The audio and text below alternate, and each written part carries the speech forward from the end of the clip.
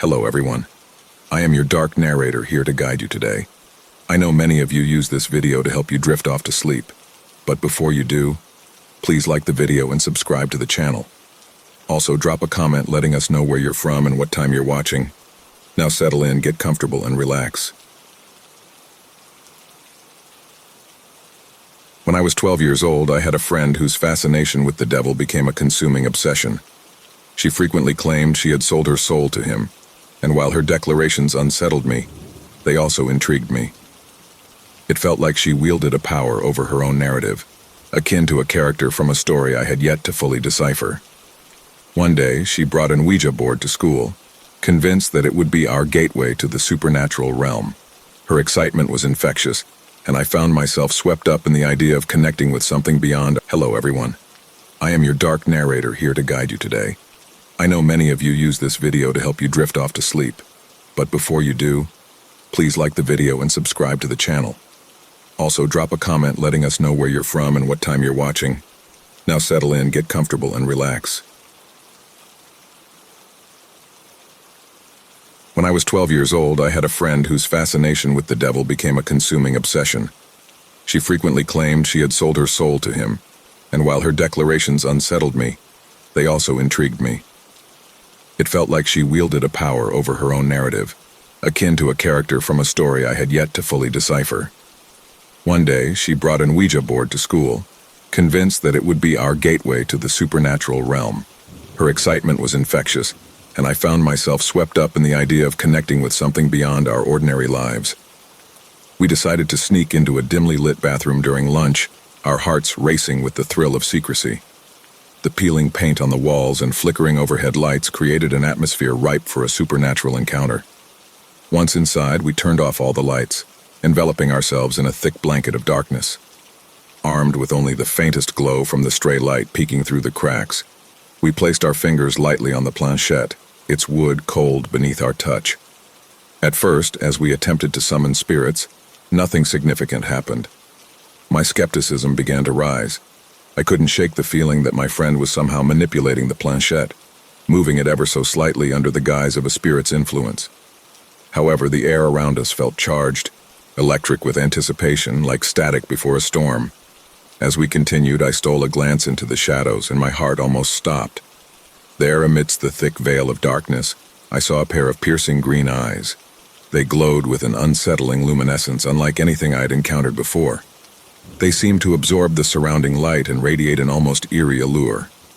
Fear gripped my chest as I realized we had, perhaps unknowingly, crossed a threshold into something far darker than our innocent game had intended. These eyes weren't the fiery red of demons from horror stories.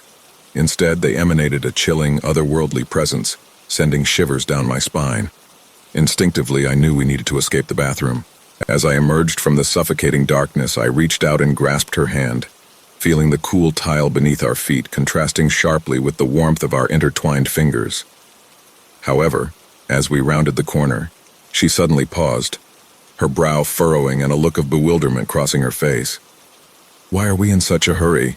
she asked, confusion clouding her features. Time seemed to stretch in that moment, my heart hammering in my chest as I hesitated, grappling with what I had just witnessed.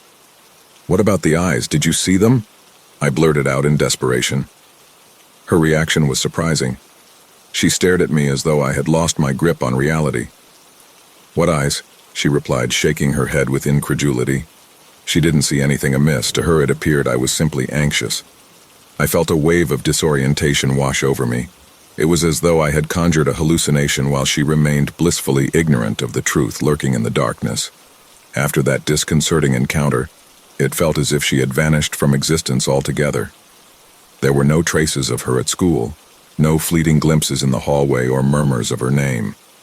My mind raced with unanswered questions and a growing sense of urgency as I inquired with teachers and classmates, seeking even a hint, a glimmer of recognition.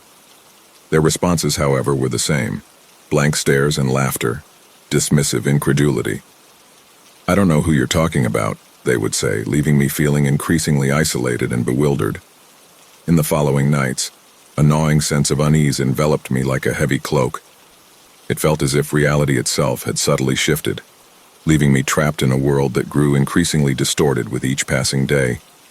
Small anomalies became my constant companions. The paint on my bedroom walls seemed to shift hues mysteriously.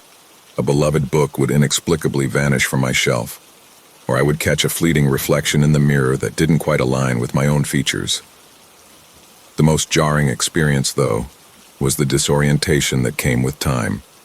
Days blended together, feeling strangely out of order, and I would sometimes awaken with the unsettling certainty that years had slipped by while the calendar insistently declared otherwise. With each new day, an undercurrent of dread coiled tightly around my chest, whispering that something profoundly wrong lay beneath the surface of my life. A sinister reality unraveling around me, and I was the only one aware of this disruption in the fabric of existence. Weeks later, I received a notification from an unfamiliar user on social media. The name sparked faint recognition, and as we began chatting, a chilling truth emerged. She had tricked me.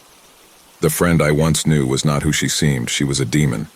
By touching the Ouija board that day, I had unwittingly cursed myself, sealing my fate. She explained that each night my essence would drift through shifting realities, each one leading me closer to the grotesque realm of hell. Overwhelmed by the sheer weight of this revelation, I withdrew from the world.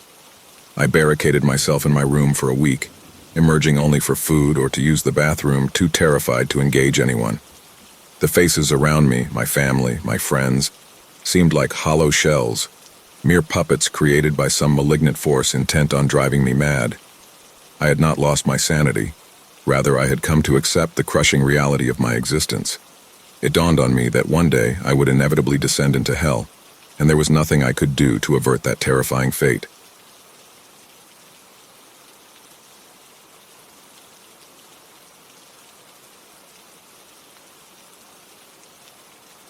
The first day back to school after summer break is always a strange mix of excitement and dread.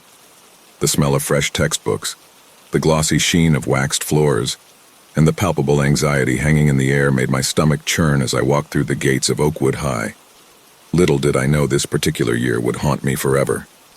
As I made my way through the corridor, I noticed a crowd gathered outside the classroom. My curiosity piqued, and I edged closer, my heart thumping louder in my chest. It wasn't long before I saw her, the new substitute teacher. She stood at the front of the room, tall and thin, her skin a shade too pale, almost translucent. Her stark white hair framed a gaunt face with eyes that shimmered unnervingly. Her flowing black dress seemed out of place, as if she had stepped from another time entirely. "Class," she began in a smooth, commanding voice, "I'm Ms. Alaric, and I'll be your substitute teacher for the foreseeable future. It's finally good to be back home after all these years." Her presence sent a shiver down my spine, though I couldn't explain why. It was as if the room itself held its breath in her presence. Something was terribly off about her. Oddly, everyone else seemed utterly enchanted by her, almost as if they were drawn to her in ways they couldn't explain. There was a fragrant, mesmerizing scent that surrounded her, almost like jasmine, and people seemed to gravitate toward it without realizing. Except for me. The smell that intoxicated everyone else hit me like a wall of garlic, pungent and foul. Every time she passed by, I had to resist the urge to gag. No one else seemed to notice. However, I have to admit, the first few weeks under Ms. Alaric felt like a dream. Her lessons were mesmerizing, almost hypnotic, and I found myself oddly captivated, unable to look away. But then, things started to change. Slowly at first, like a ripple beneath the surface. It began with my classmates. One by one, they transformed. Matt, the class clown who was always cracking jokes and stirring up trouble, suddenly became silent. He sat at his desk quietly, hunched over, scribbling frantically in his notebook. When I asked him what he was working on, his eyes glazed over and he whispered, "It's important, Ashley. You wouldn't understand." He didn't look up again. Then there was Jessica, the sharp-witted overachiever who used to challenge every rule.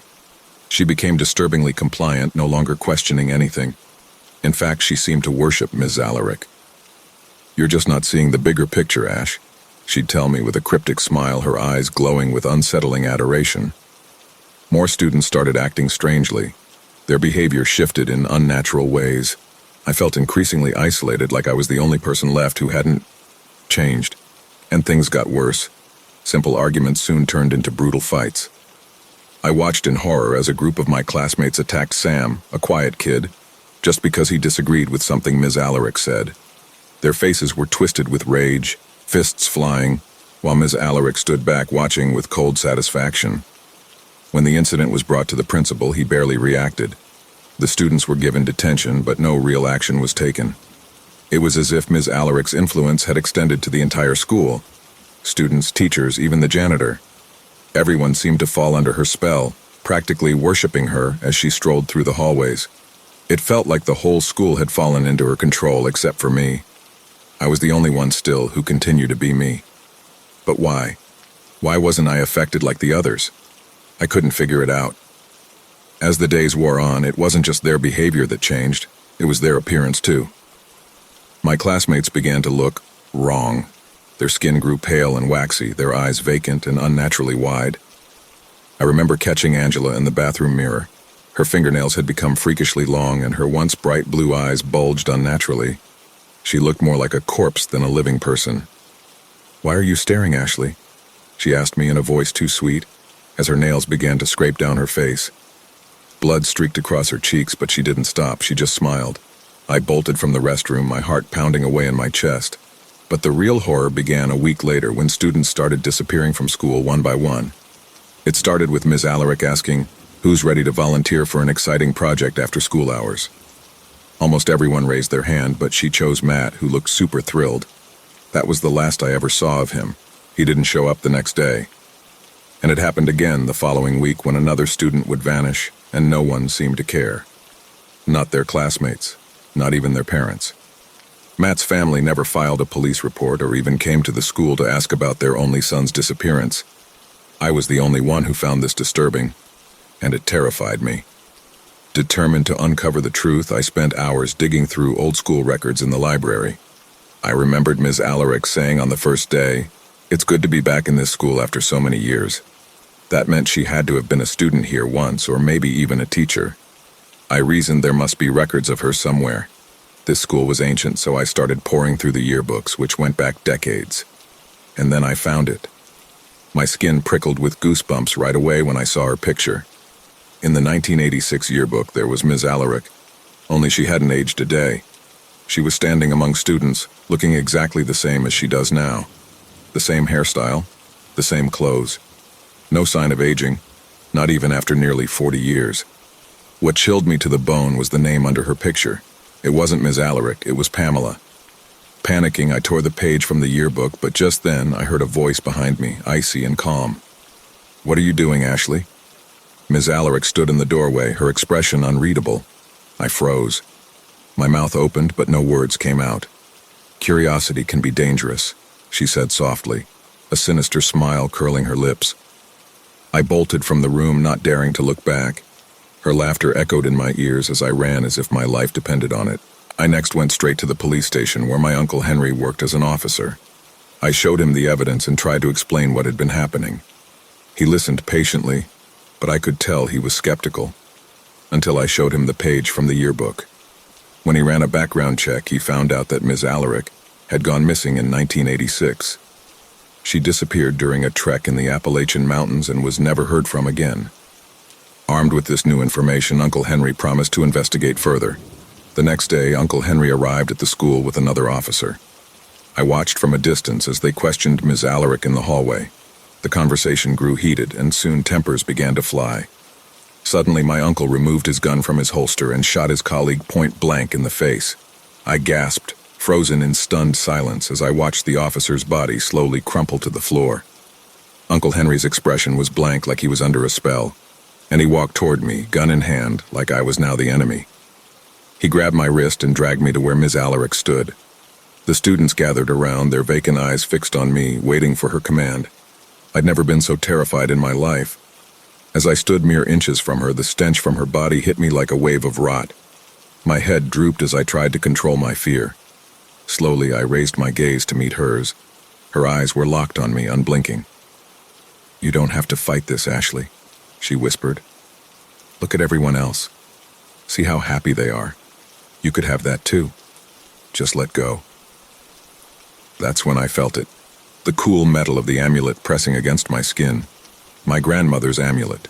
She had always said it was a talisman, passed down through our family of gypsies with great healing powers, a safeguard against evil. she would often tell me. I'd worn it for years, a simple piece of my heritage, never fully understanding its power until now. My fingers instinctively closed around it, gripping it tightly as if it were my last lifeline. The moment I did, Ms. Alaric flinched. A look of discomfort passed across her face, her unnerving confidence faltering for the first time. Her eyes narrowed as she noticed the talisman. What is that?" she hissed, her voice no longer soothing but sharp and angry. I didn't know why, but I squeezed the amulet harder, feeling its warmth against my palm. Ms. Alaric winced again, and I could see her fingers trembling as she clutched her head. She staggered back a step as though an invisible force had struck her. "You don't control me," I said, my voice growing bolder as I took a step forward. Her eyes widened with fear, a fear I hadn't seen in her before. I ripped the necklace from my neck and brandished it in front of her, holding it up like a shield. Ms. Alaric recoiled, her once steady composure now crumbling. "No!" she shrieked, her voice filled with a primal panic. She stumbled to the floor, her body writhing in agony as tendrils of black smoke began to seep from her skin. They twisted and writhed, as though something dark and ancient was being torn from her very essence. Her pale, ghostly form convulsed on the floor, and I could hear the sickening sound of her bones cracking. The students behind her began to stir, their eyes blinking, coming back to themselves as if waking from a terrible dream. Uncle Henry's grip slackened, and he stumbled back in horror, realizing what he had done. Ms. Alaric's body continued to thrash until, finally, with a piercing scream, she collapsed to the floor, lifeless. Her skin shriveled and decayed, revealing the corpse of a woman who had clearly died decades ago. The hallway fell eerily silent. The students, once entranced by her, now looked around in confusion, dazed and frightened. Uncle Henry dropped to his knees beside his colleague's body, devastated by what he had done. His sobs echoed in the hall, a painful reminder of the horrors we had all endured. The police later searched Ms. Alaric's house. They uncovered fresh graves in the backyard, the bodies of the missing students, Matt, Jessica, and others buried beneath the soil. The story made headlines, a macabre sensation in our small town, but no explanation could ever truly capture the evil we had faced. I still have sleepless nights. Sometimes I wake, heart-pounding, expecting to see Ms. Alaric standing in the corner of my room, her cold eyes fixed on me. But even in those moments of terror, I clutch my grandmother's amulet and remind myself that it's over. For now, at least, it's over.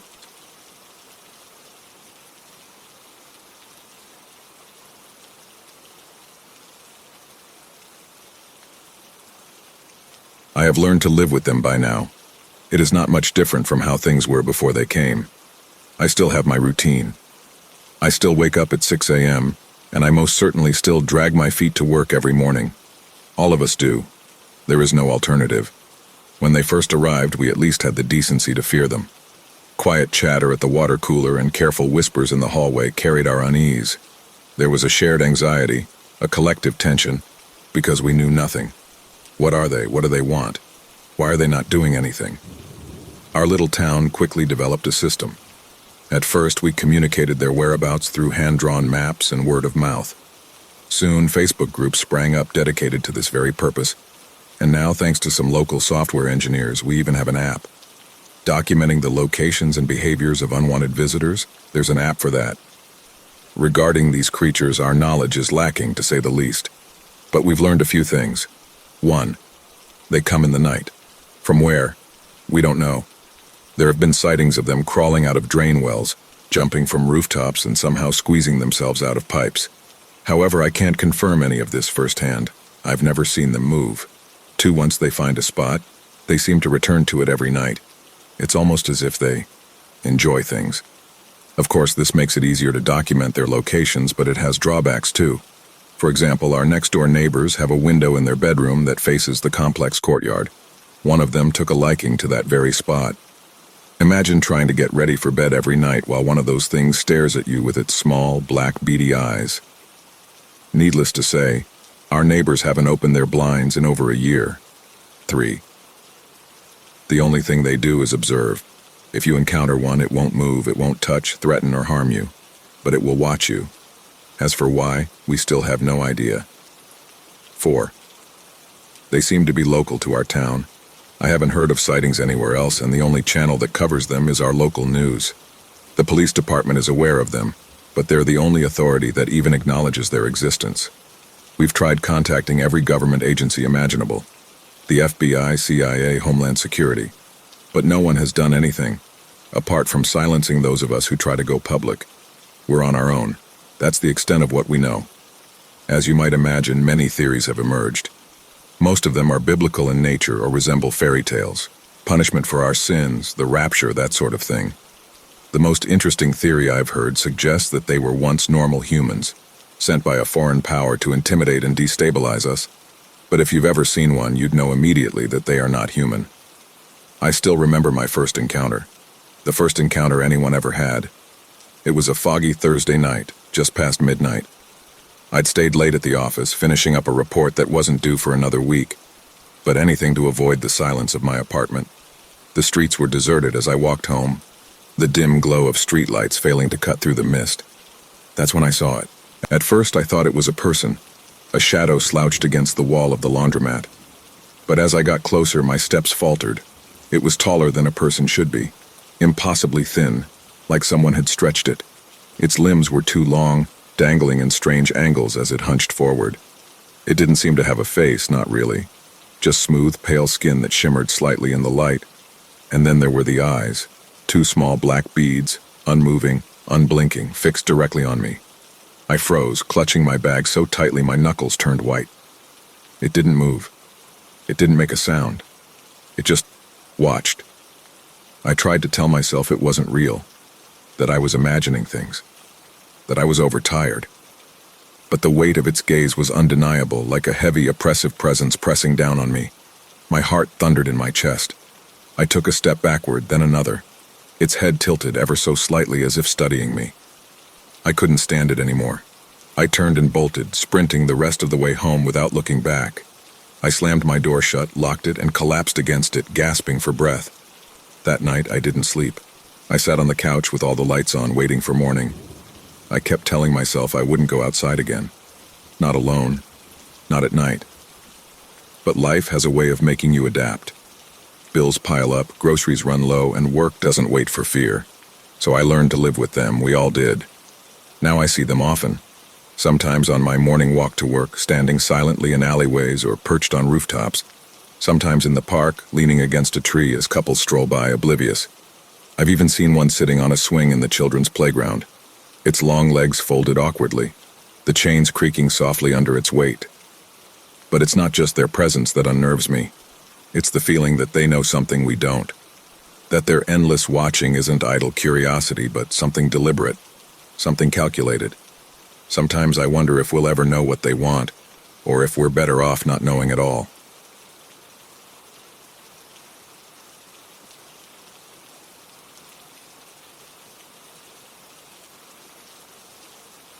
I've spent the last decade of my life working in a tribal jail. When I first started, I was told 5 rules I had to follow to survive. These rules weren't for handling inmates or dealing with life as a CO. They were for how to survive the paranormal. I thought it was all bullshit and superstition. I could not have been more wrong. The first thing I noticed about this facility, it borders the start of a dense, ominous forest. When I arrived for my interview, I stepped out of my car and looked at the trees and hills behind the facility. It looked like they went on forever. The view was serene, and if I didn't know better, I would have thought the buildings in front of me hosted retreats and camps. The razor wire, however, quickly ruined the illusion. After my interview, it took about 3 weeks before I got the call offering me the job. I came in for my orientation on a Wednesday. It was all the normal onboarding stuff. HR forms, uniform and equipment issuance, facility tour, meeting my supervisor, and getting my training schedule. I got assigned to the graveyard shift, working Friday, Monday from 2100 to 0700. Not the ideal schedule, but I was the newbie, can't really complain. I was told by the jail administrator, the warden if you will, that I was to report for my first day that Friday. I walked into the briefing room at 20:30 on the dot and took my seat. "Hey, you the new guy?" A deep, gravelly voice from in front of me said. "Yeah, that's me," I said. I looked up to see a man standing in front of me. He looked like he was in his mid-20s, about 6 feet even, and slim but well-built. Wore a plain black hat and had a nicely cropped beard. He looked at me with piercing green eyes, seemingly looking into my soul. "I'm Jay," I said. "I don't care," he said. "Once you're here for more than a month, then I'll care to learn your name." He then turned around and sat down in the chair in front of me. I looked around to see everyone else just talking and joking with each other like nothing had happened. "What the fuck was that about?" I whispered. "Don't mind Will, he's just tired of losing rookies," a soft voice to my left said. When I looked over, I saw a woman sitting next to me. "I'm Val. It's your first day, right?" she asked, extending her hand for a handshake. "Jay," I said. I shook her hand. If I had to guess, I'd say she was in her early 40s. Val was slender, had long brown hair styled into a tight bun. "Yeah, it's my first day. I had my orientation on Wednesday." "What did you do before this?" asked Val. "I worked security," I said. "Nice," said Val. "Have you worked graves before?" "Yeah, I actually was on graves before coming here, so hopefully the adjustment isn't too bad," I said. Val opened her mouth to reply, but cut herself off as we heard the door open and turned to see Corporal D walk in. Corporal D was an imposing figure, to say the least. He was 6 feet 5 inches and had to be at least 270 pounds. He wasn't pure muscle, but sure as hell wasn't fat. He had a look to him that gave the impression he was not someone to cross. "All right," he said with a deep, booming voice that commanded the attention of everyone in the room. "Here's what we got going on today." To give some insight, this is how a standard briefing goes.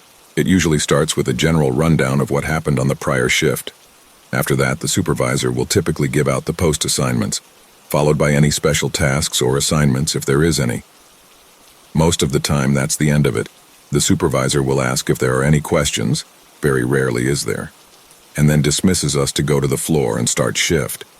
Sometimes, though, there is some housekeeping that needs to be addressed. This could be anything from addressing issues to brief training on a new policy or procedure. That's how that briefing went. Nothing exciting happened on swing shift and no special assignments. There was, however, an issue to address. So to address the elephant in the room, "We have a rookie," announced Corporal D. "Officer J, stand up and introduce yourself." "Yes, sir," I said. I then rose from my seat and noticed everyone staring at me. Not sure of what exactly I was supposed to say, I managed to choke out, "Hi, everyone."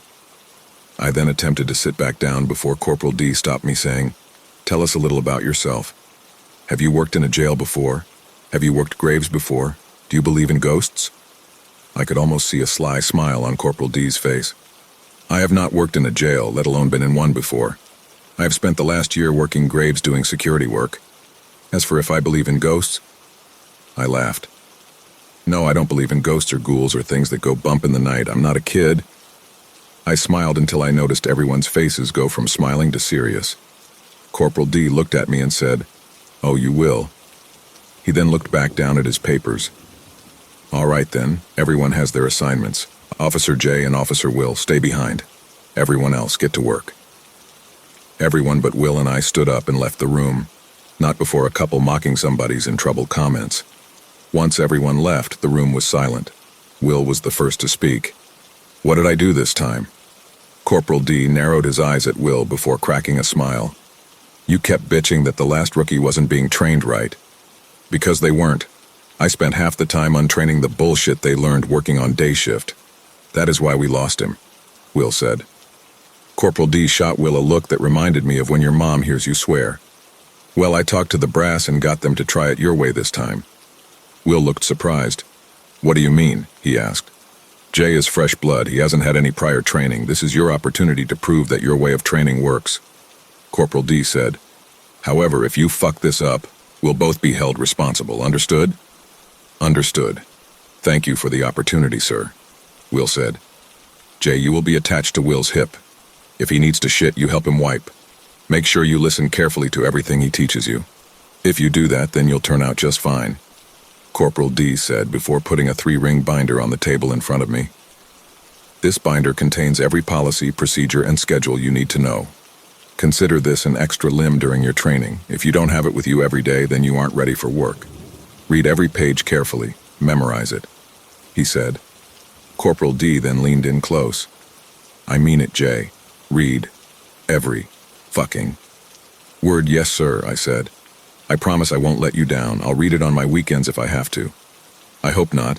I have you and Will working general population tonight. Get acquainted and don't be afraid to ask questions, even the stupid ones. I can guarantee you can't ask anything more stupid than a lot of the questions inmates ask, he said. After that, Will and I walked out of the room. Is he always that serious? I asked. Who, Corporal D? Will chuckled. Nah, he just looks mean, but the guy's a teddy bear. It just takes a while for him to warm up to you. When we walked up to the entrance of H-Pod, I started to get nervous. Damn, it's nice out here, I said in an attempt to clear my head. Not even a breeze. Makes me wish I was at home to take it all in. Will looked at me and rolled his eyes. During my tour, I had only seen the unit for a brief moment, but now I'd be spending my first shift here. The door cycled and we walked into the officer station. The inmates refer to H-Pod as the fishbowl because of the way the building is laid out. When you first walk in, there's the officer station, a desk with a bunch of drawers filled with miscellaneous papers and hygiene supplies, a computer and phone. To the right, 1 house. Left, 2 house. And in front of the desk, 3 house. There are the 3 housing units with windows spanning the walls so the officer can see into the units from the officer station. Each unit is identical. A bathroom with shower stalls and toilets next to 2 rows of bunk beds, and spanning the width of the unit is the day room, consisting of a few bolted-down tables and chairs. On one wall of each unit is a phone and a video visit station. Each unit can hold roughly 25 inmates. The entrance door then began to cycle. So we gotta do a head count with the swing shift officer and get passed down, Will said as we walked through the door. Just as he said this, the radio chimed off. Attention in the facility.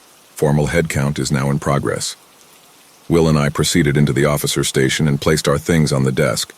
Holy shit, who the fuck let you in here? The shout came from the man sitting at the desk.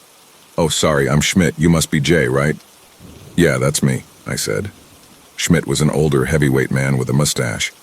He was well kempt, but looked like he was a few years past retiring. Didn't know they made uniforms that big, Schmidt. Did the department have to special order it? Will said. Schmidt stood up and laughed. Fuck you, Will. Let's count so I can get the fuck out of here. Schmidt turned to me and asked, You do know how to count, right? Before I could answer, Will said, Of course he does. Will looked at me and said, Just take your boots off and use your fingers and toes if you get confused. The two laughed for a moment before we all walked to the first unit and counted. Once we finished counting the units, Schmidt sat back down at the computer. Will sat on the desk next to Schmidt and I stood off to the side. Anything to pass down? Will asked. Number ain't shit happened out here today, although 2 house has been pretty needy, replied Schmidt. There might be a few guys needing phone pins, but other than that, everyone is pretty much squared away. Just glad it's Friday, now I start the weekend. Any plans? Will asked. Aside from cleaning your mom's plumbing, no, joked Schmidt. Just plan on taking it easy and lounging around. I just saw her and she didn't mention having a plumbing, Will began to say before dropping his head laughing. Took you a minute there, didn't it? Laughed Schmidt. Brooke, sometimes you have to give Will a minute to process things. He's special. His mom told me that. Schmidt laughed, slapping Will on the leg. I chuckled to myself. So how do you know when it's time to leave? I asked. Just as the words left my mouth, the radio keyed up. Attention in the facility, formal head count is now clear. Almost immediately after the transmission, a different voice came over the radio. Swing shift, complete your pass down, clean up your area, finish any reports, and you're clear to go. I could feel Will and Schmidt looking at me. Never mind. Guess that answers my question, I said. Well, Will, looks like you finally found a trainee that's up to your speed, Schmidt said, laughing while patting Will on the shoulder. Jay, don't take it as if I'm picking on you. This is how we joke around here. It all comes from a good place. If anyone genuinely offends you, let them know, Schmidt said. And if anyone gives you shit, you let it fly right back at him. He grabbed his things and logged out of the computer. Stay safe tonight, guys. I'll see you later. Have a good weekend, you fat bastard, Will said. Later, I said. Schmidt then left. Well, it's just you and me, Rook, said Will. Grab your binder and find your login info for the computer. Let's make sure it works before Sergeant Wells leaves. I grabbed my binder and found my login info. Luckily, it worked. I then began to flip through the pages of the binder while the computer loaded up. Inside, I found the HR manual, facility policies and procedures, inmate handbook, and a weirdly discolored copied picture of uniform standards. I got to the back and found a single page titled 5 Rules Every Officer Must Follow to Survive Graveyard. It was photocopied and looked like the original was at least 15 to 20 years old. I took it out of the binder and held it up to Will. "Is this some kind of prank or something?" I asked. "Like some way of adding a little humor to the dry material?" Will looked down and saw what I was holding. His face dropped. "Oh, make no mistake, that is no joke. I will take care of the first check while you get settled, but I recommend you read those rules first."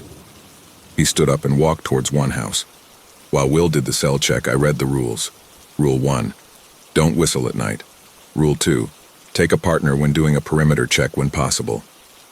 If you must do it solo, just look at the fence and walk as quickly as possible.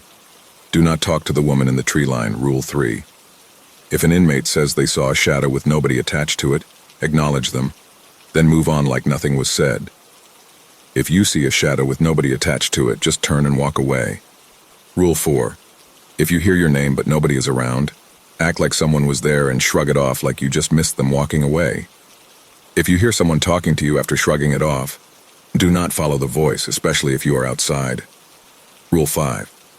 If you see them and show fear you're already a goner, just go with them and don't try to bring anyone else with you. This has to be a fucking joke. There's no way it's not, I said. I set the paper down and leaned back in the chair. It's not a joke and it is real, Will said as he walked by me. We'll talk more about it when I'm done with the check. Finish logging onto the computer. Will then opened the door of 2 house and walked inside. I finished setting up my profile and waited for Will. I looked over towards one house and looked into the window. I could see the light from the setting sun on the wall. Most of the inmates were already in bed. I heard the sound of someone tapping on the window behind me. "What's up?" I yelled before I turned around to see nobody there. I expected to see someone standing at the entrance door, waiting for it to cycle so they could come in. I expected something. I brushed it off as a mixture of the wind and my senses being heightened after reading the rules. After another couple minutes, Will returned, having completed the check. "Hey, you got logged in. Awesome. There's been too many times where rookies' login just didn't work. Usually it's from the Sergeant Fat fingering the keys and adding an extra character. Just pull up the logs and find the tab titled Cell Check. From there, just type HPOD Cell Check Complete and hit Save," said Will. I did as he said, and we sat in silence for a moment. "So are you going to explain how the rules aren't actually bullshit?" I asked. Will sighed and sat back on a chair he found in the storage closet. "Do you really not believe in the paranormal? Number, I really don't. Every time I've heard anyone tell me a story of their experiences, it's always been explainable in one way or another," I said. "Have you ever experienced anything you couldn't readily explain?" Will asked. "Honestly, no, I haven't. I've never seen a shadow moving on its own or heard a disembodied voice or heard something only to see nothing there. It's not like I'm closed off to the idea of it. I just haven't experienced anything that has definitively proven it to me, and I'm not about to go searching for it either," I explained. Will eyed me curiously. I could tell he was trying to read me, and I don't blame him. I was doing the same to him when he talked. "So you didn't hear the woman tapping on the entrance door window?" Will asked. "You mean when the wind? It must have blown something at the door or something," I said. "You know damn well there's no wind," Will said. "Wasn't it you who pointed out how there wasn't even a breeze earlier?" "Yeah, I said that, but it's been a while since we were out there," I said. I then turned to face the door and looked at the treetops in the distance. After a minute of staring at the trees and not seeing them move even in the slightest, I turned back to Will. "It could have been a random breeze that popped up and blew something." "Yeah, sure," Will said, a tinge of annoyance in his voice. He turned his chair to face me and leaned forward, looking me in the eyes. "Listen, I've been working here for about 3 years now. For the last year, I've been a trainer. In that time, I have had a hand in training about 10 rookies. Each one of them started on day shift and were sent to me after a month or 2. You are the first I have gotten fresh. I will say this one time. If you listen to me and follow what I teach you to the letter, you will survive." I could see a mixture of passion and pleading desperation in Will's eyes when he said that to me. "How many of the rookies you've trained are still here?" I asked. Will sat back in his chair and sighed. After a moment of silence, Will said, "About 5. 5? I yelled. "How the fuck did half of the rookies you've trained quit?" "I never said they quit," Will said. "Then what happened to them?" I asked. Will looked at the computer before saying, "They didn't follow the rules." Will's voice was solemn, and I could tell he wasn't telling me everything. "Listen, you aren't ready for those stories. It's your first night. We'll get into that later. For now, focus on learning the job, and when you are ready, I'll tell you. You can't just drop this on me and then tell me I'm not ready and move on, I said. How am I supposed to not make the same mistakes as those 5 if I don't know what they did? Will scowled at me, his tone changed from helpful to serious. All you need to know right now is that they didn't follow the rules. Will stood up and looked down at me. Drop it, I'm serious. Learn the rules and follow them. He barked before turning and walking into the bathroom. Yes, sir, I said as he walked away. I was curious about what happened, but knew better than to press it on my first day. As I sat at the desk, I could hear the sounds of snoring and toilets flushing in the units. I opened the binder and put the sheet with the 5 rules back in its place. I skimmed through the employee manual when I heard the bathroom door open. Hey, Rook, it's time for a check, let's go, Will said. Just like with head count, follow behind me. We then walked through the first unit. Once inside, I heard the door close behind me and I quickly caught up with Will, who was a few feet in front. We walked down the aisles, and as we were going into the bathroom, I heard what sounded like the unit door cycling. I looked at Will, who shrugged and kept walking. When we went to exit the unit, the door was secured. We exited and finished the rest of the cell check. As the night went on, that's how it went. We'd do a cell check and sit back down and talk about the job. Will would explain how to do certain things and what he has found works for him and what he sees works for others. Sometime around 0500, Will sat back in his chair and looked at the ceiling. I think we've gone over enough work-related BS for the night. Why'd you take this job? Will said. Honestly? I said, I needed the money. Will laughed. At least you're honest. Most guys spout off some bullshit about helping the community or want to make a difference. Some of them really did mean it, but the majority of us just needed a job or needed to make more money. I was kind of taken aback. Here I thought I took this job for selfish reasons and assumed everyone here wanted to be a part of the change. It was a little bit of a confidence booster knowing this. I think Will could see this on my face. In the end, it doesn't matter what brought you here. At the end of the day, you showed up. In my book, there's no selfish or noble reason to work in this field. There's showing up and doing the job, and there's showing up and then bailing. That definitely helps my psyche a little, not gonna lie, I said. When I started working security, everyone had the same precedent for taking the job. The money wasn't good by any stretch of the imagination, but it was there. Will chuckled. Yeah, that sounds about right. Security is shit work and even shittier pay. He looked back up towards the ceiling and asked, So what did your friends and family say about it? I sighed and looked down at the desk. Well, my friends said I was crazy. My mother-in-law, however, said that I would make a terrible officer. And your wife? He asked. She didn't say much, but I could tell she's worried, I said. She'll be fine. Fuck your mother-in-law for saying that, though, Will said. We both laughed before doing another check. When we got back to the desk, I asked Will, So what about you? Well, I took the job because I needed one, he said. Why'd you stay? I asked. I stay because I fell in love with it. I love the people I've worked with. The pay ain't bad either, Will said, nudging me with his elbow. After about an hour, Will and I were sitting at the desk. While I was reading over the set of 5 rules, I heard a loud yell saying, Help me, followed by incoherent screaming coming from outside. It sounded like a female voice. What the fuck was that? I said. You heard that too? Will asked. Hang on. Will reached for the phone and called control. Hey, are you guys having fun without us? He paused for a second. We just heard someone screaming, Help me, from outside. I thought it was someone fucking around and finding out. You sure you didn't hear it? His face went pale. Yes, I know the rules, just let me know if anything comes of it. Will then turned towards me. They don't know what the fuck that was. From right at the H-pod entrance door, we could hear tapping. J-A-J-J-J, a female voice was chanting my name at the door. Hey, help me, Jay. I looked at Will, who was frozen, staring at the computer screen.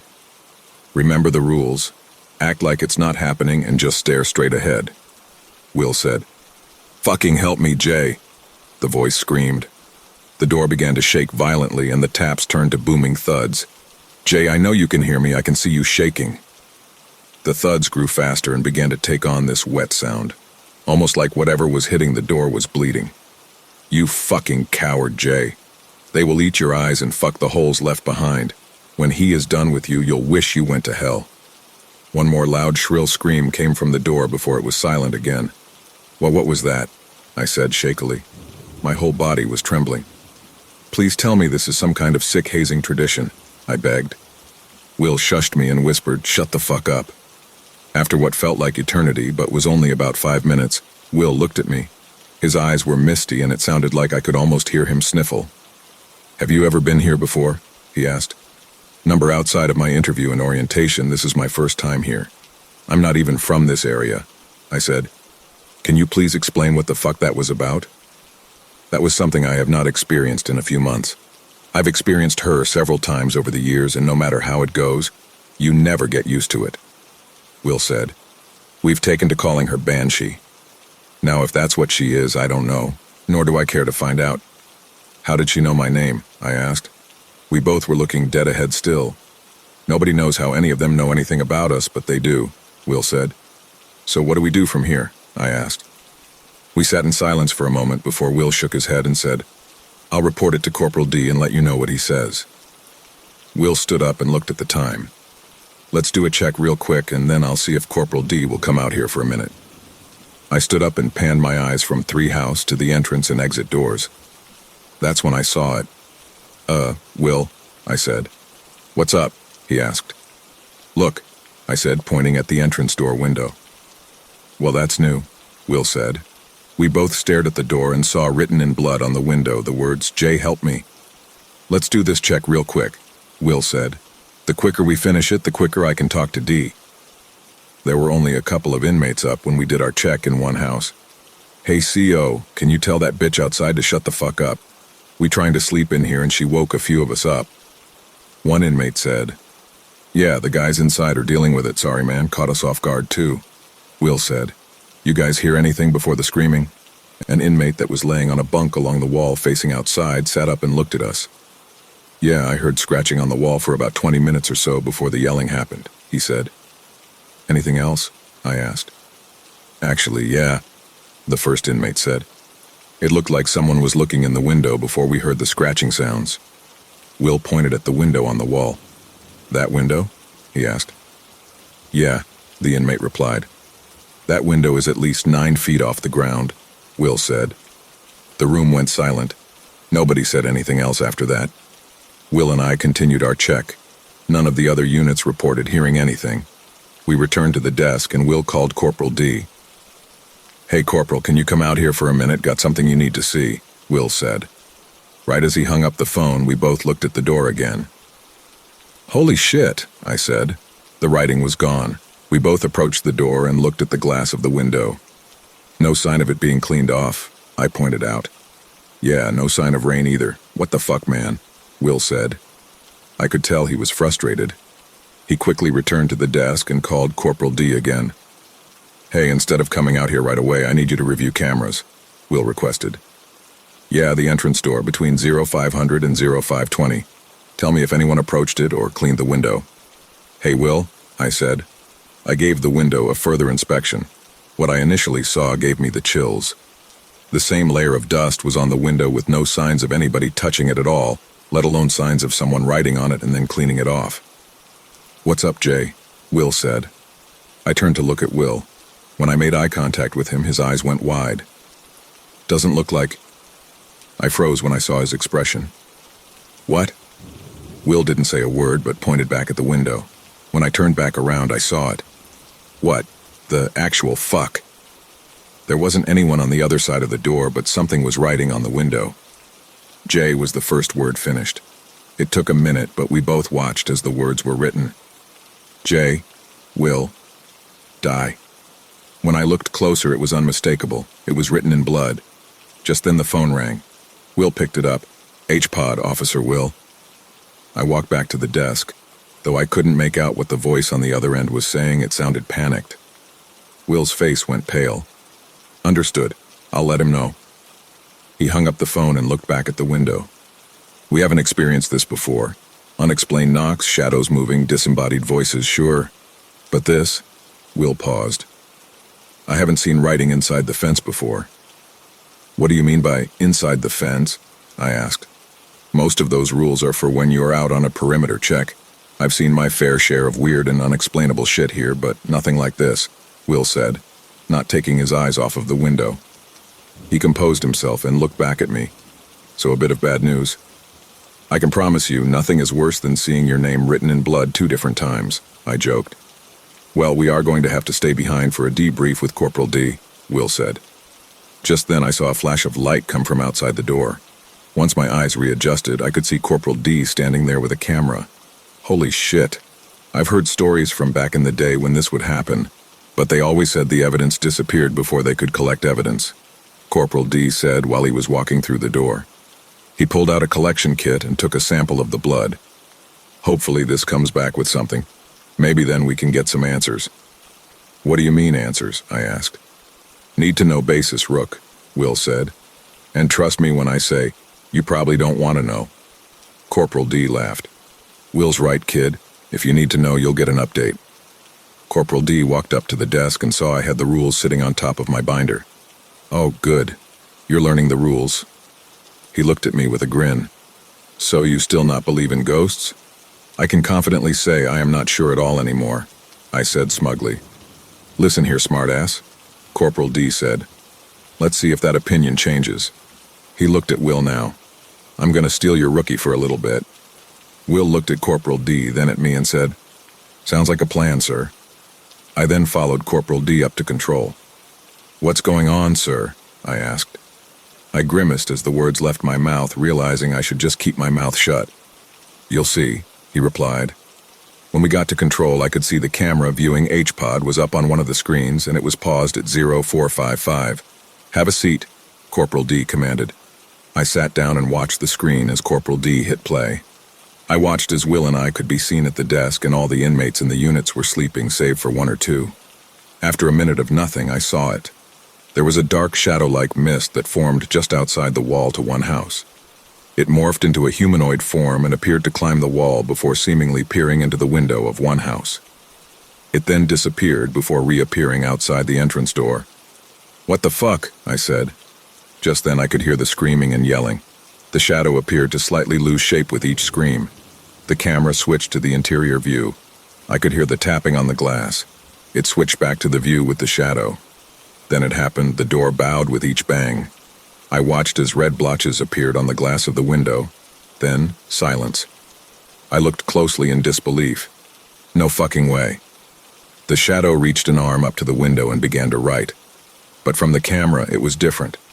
I could have sworn it wrote, Jay, help me, but when I looked at the footage, it had changed. It said, you could have stopped this, Will. The shadow disappeared right after the writing stopped. That's weird, I said, confused. What do you mean? Corporal D asked. When we first saw it, the writing said, Jay, help me, not that, I said. Corporal D looked shocked. He quickly picked up the phone and called Will. Hey, Will, what did the writing on the window say the first time, not the one I got a picture of? Corporal D looked back at me. I was still watching the footage. Will and I got up and did our check and the writing just vanished. I looked back to the camera that viewed the desk. It was then that Corporal D's words rang in my head. Oh, good. You're learning the rules. I remember putting that paper back into the binder. Actually, I know that I did. I watched as the shadow appeared at the desk. Corporal? He snapped his attention to me. You may want to see this.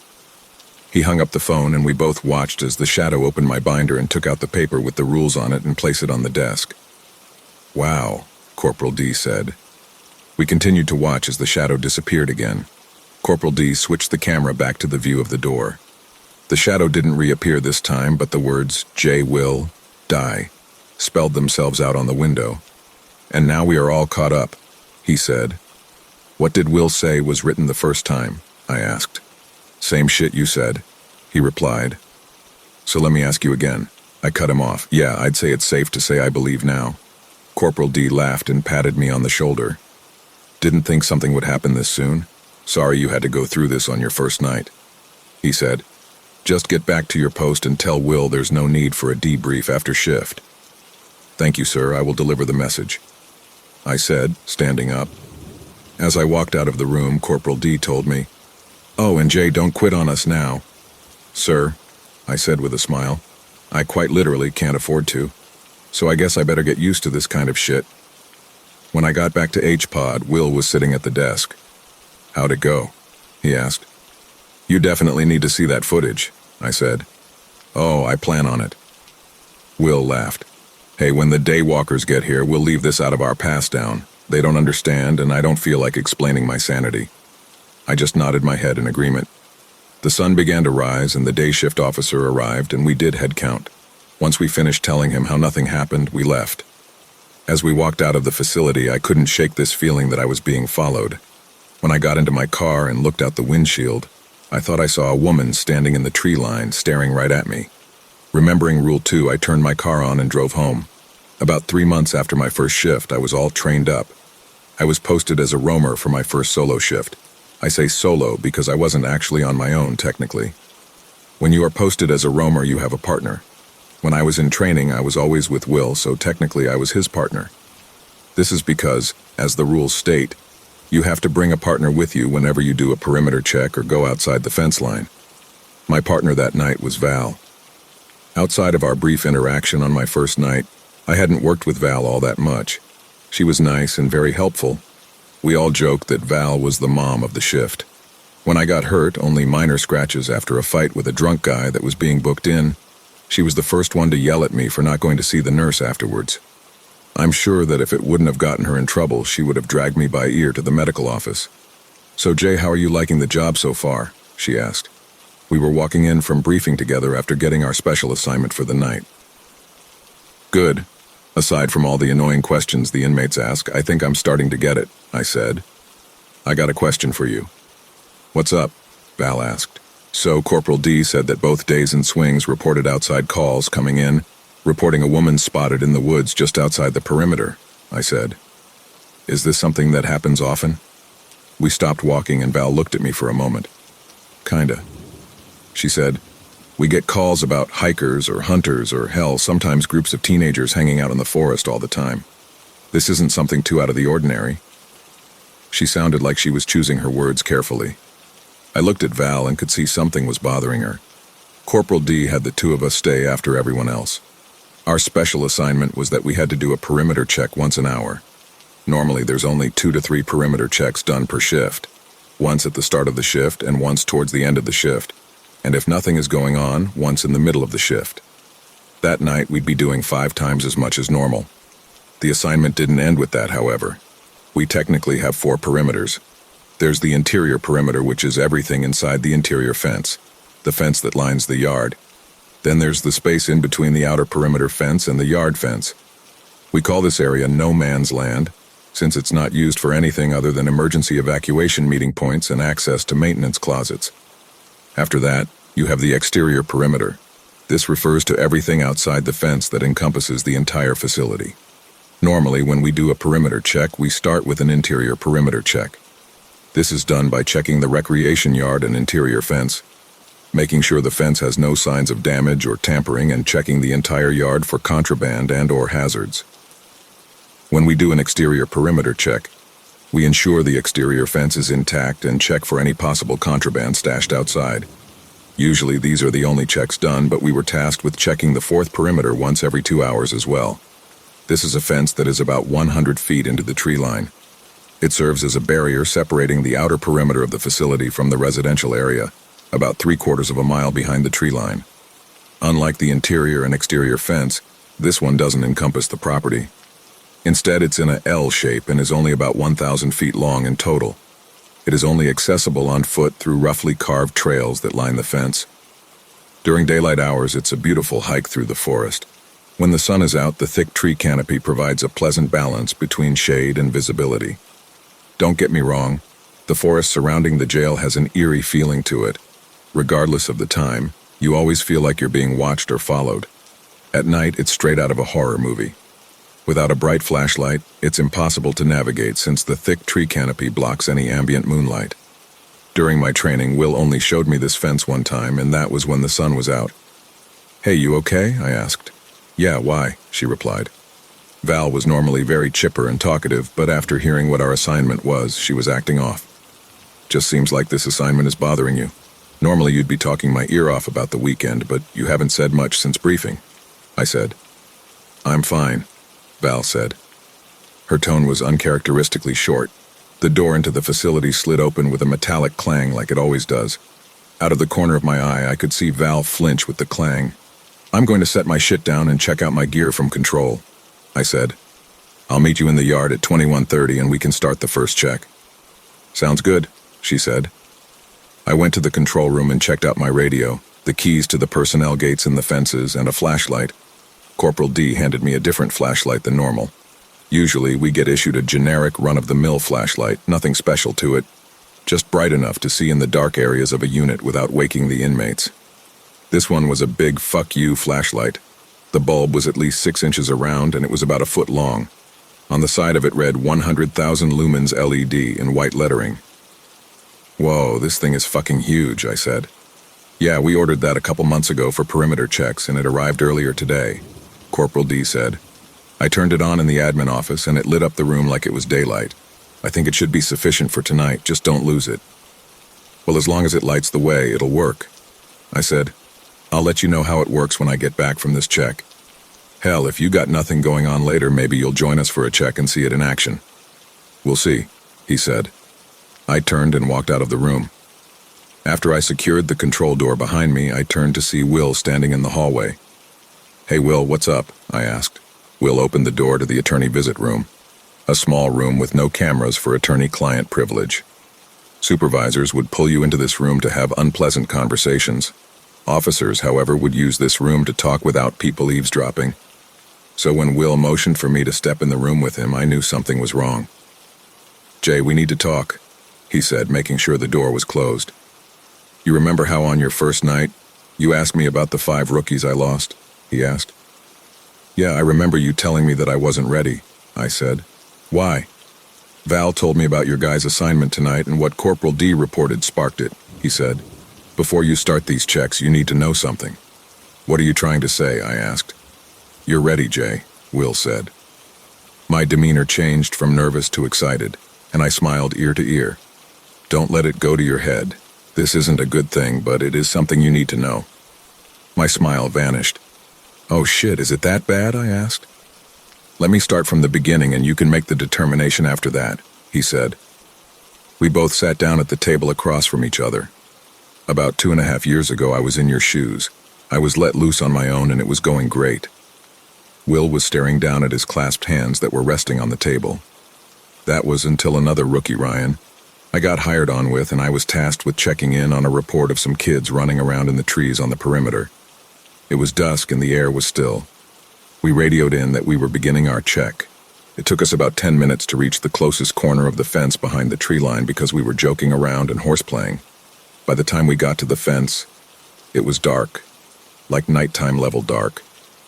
When I looked behind us out to the trail we came in on, I could see the sunlight still. It was like being 2 hours ahead of everyone else. We pulled out our flashlights and pushed on. After about a minute of walking, Ryan stopped.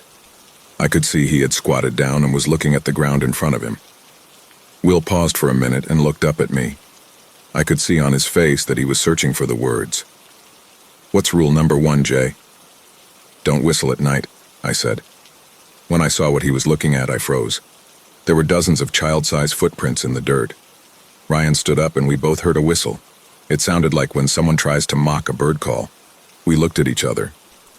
"That sounded close," Ryan said. I shined my flashlight around, looking for the source of the whistle. After not seeing anything, we agreed to push forward. We heard it again. This time we could tell it was coming from the left. Ryan shined his light to the left and I kept looking straight ahead. Again, we couldn't find it and kept moving. There was another whistle, this time from the right. Same as before, we didn't see shit. Will looked back down at his hands. "You know what I didn't realize until after everything?" "What?" I asked. "Aside from the whistling, there were no other sounds. Not even the sounds of our footsteps," he said. "How is that possible?" I asked. "No clue, but out there, you're in their world, and the rules of our world don't seem to apply." Will looked back up at me. After that last whistle, Ryan turned to me and said, "I'm going to try whistling back." I told him that was a stupid idea and pleaded with him not to, but he did it anyway. "What happened?" I asked. "It was silent for a second after," Will said. "Then all hell broke loose. We heard running close by, but in all directions. I could tell we were being circled. The steps were so quick it sounded like a low hum. Ryan turned to face me and began to back up. "Rule number 5, Will, I'm not taking you down with me." I could hear the running getting farther away from me as he backed up. "What did you do?" I asked. "I was frozen in place. I tried moving, but it was like something was holding me in place," he said. That's when I heard it. Will sighed, then stood up. A voice inside my head. All it said was, "He's ours now." Then silence. When I was finally able to move, I moved my light around trying to find Ryan. There were no footprints on the ground in front of me where Ryan was.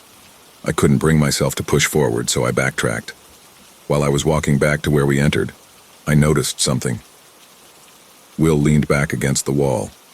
There was only one set of footprints on the trail. I can't explain it, not then and not now. When I came out of the trail, it was pitch black outside. I saw 2 people walking on the perimeter road with flashlights shining at me. "Will, that you?" one of them asked. When they got closer, I saw it was Corporal D. He was still an officer back then. They walked me back inside, and that's when I found out it was midnight. When Ryan and I walked out there, it was 2000.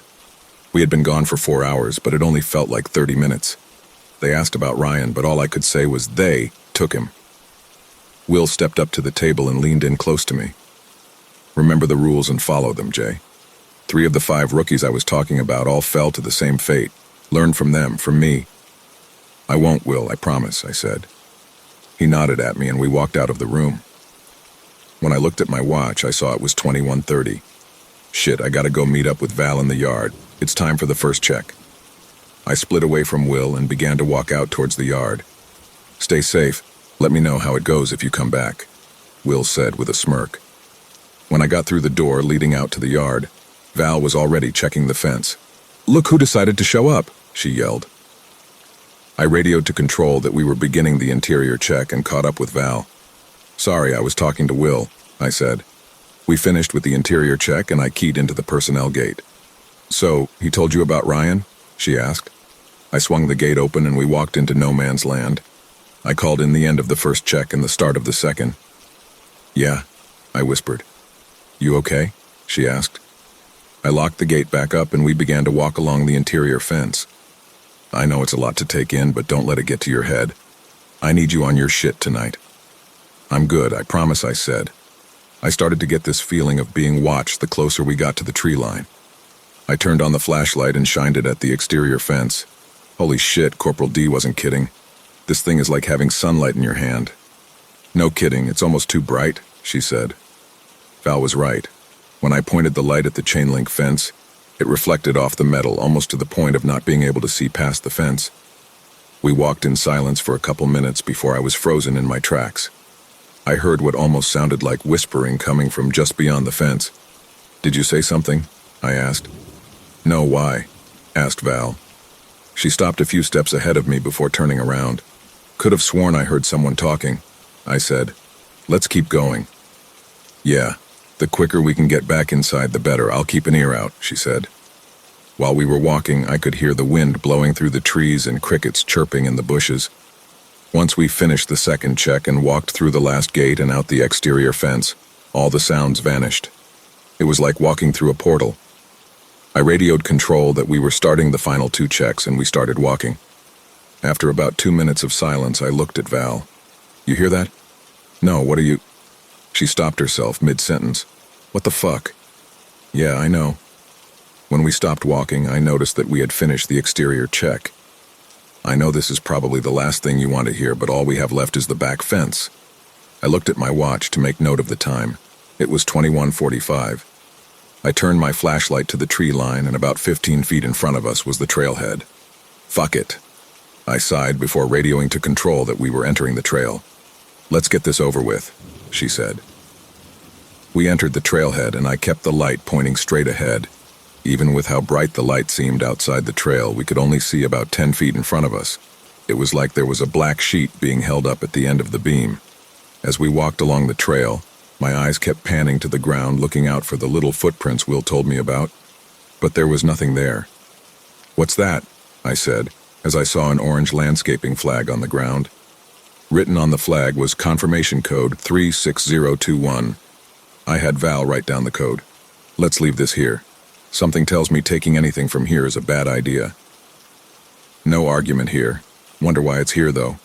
I've been through here a bunch of times and have never seen it before, Val said. Looks fairly new. I'll ask Dee about it when we get back. We continued walking until we popped out of the trees at the other end of the trail about 20 minutes later.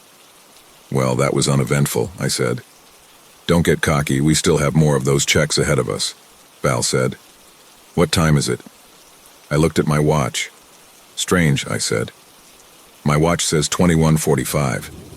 How is that possible? Val asked. We were walking for at least a half hour. I radioed control that we were done with the final check and that we were heading back in. Val, switch to channel 3 on your radios. Corporal D's voice came through.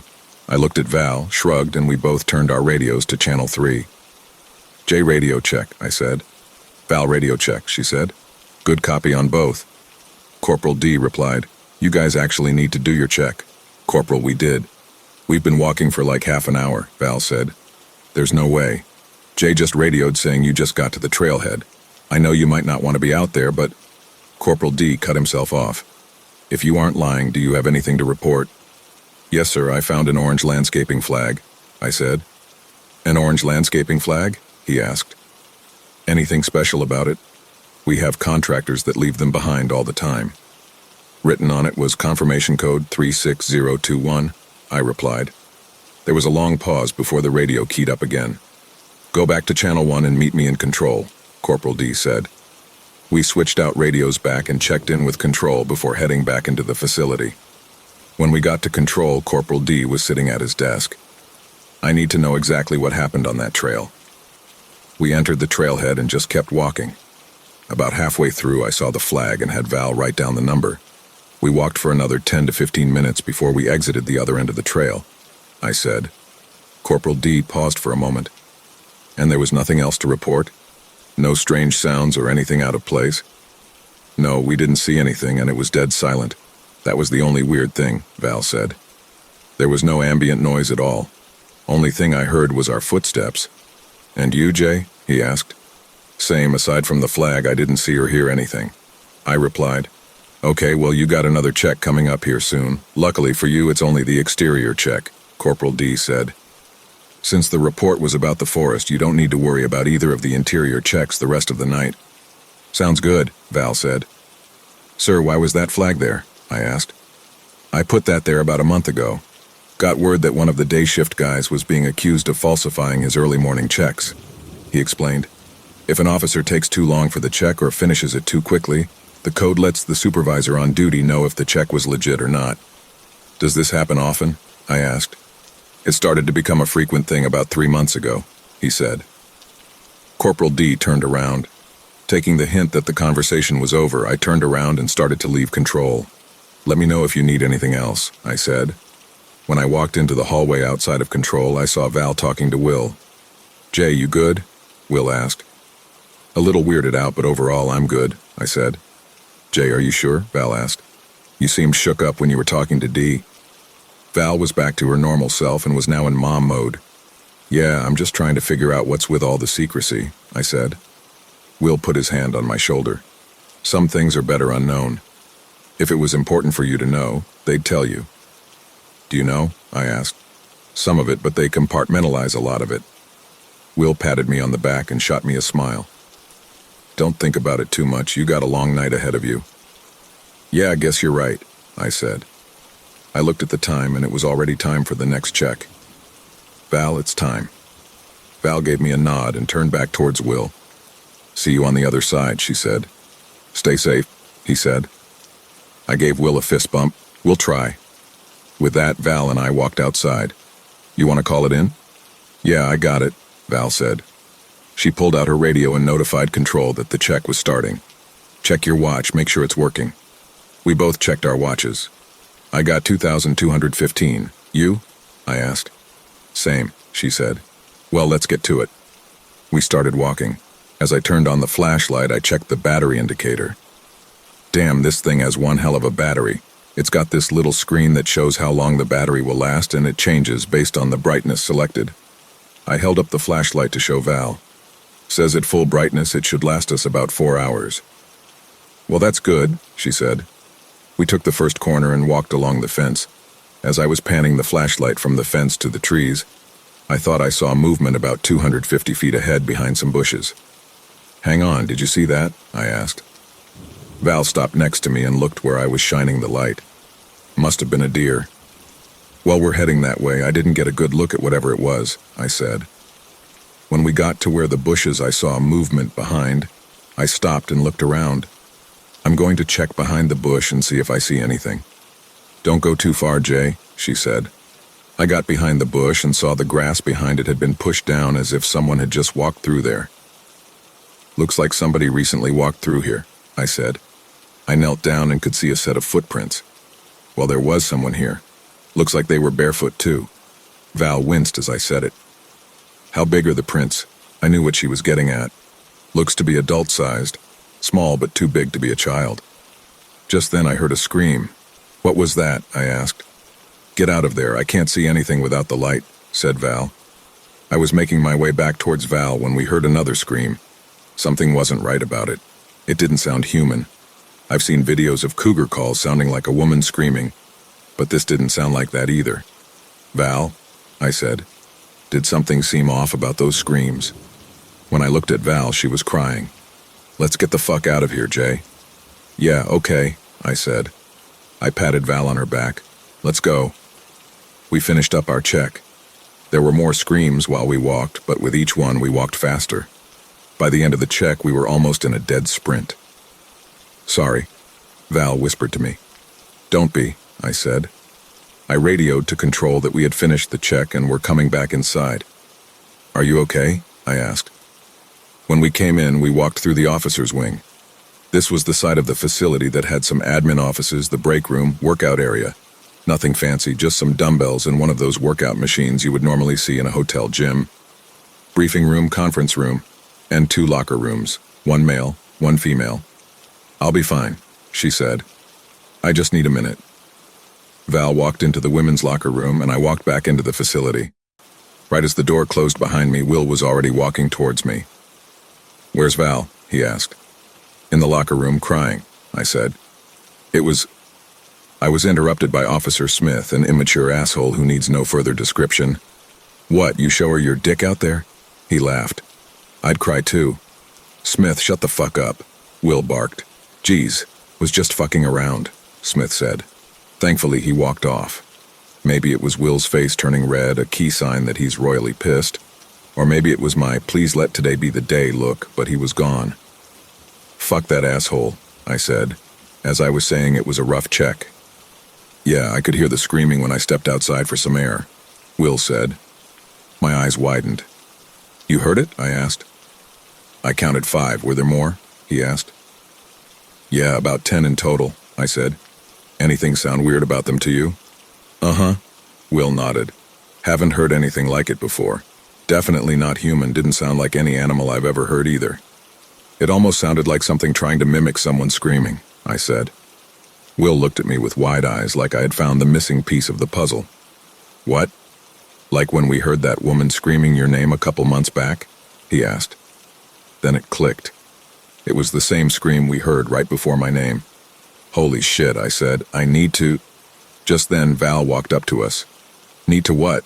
She asked. Go back out, I answered. Whatever made that scream is the same thing that scared the shit out of me on my first night. Val looked at Will. Can you go with him? I can't go back out there. If the corporal approves it, Will said.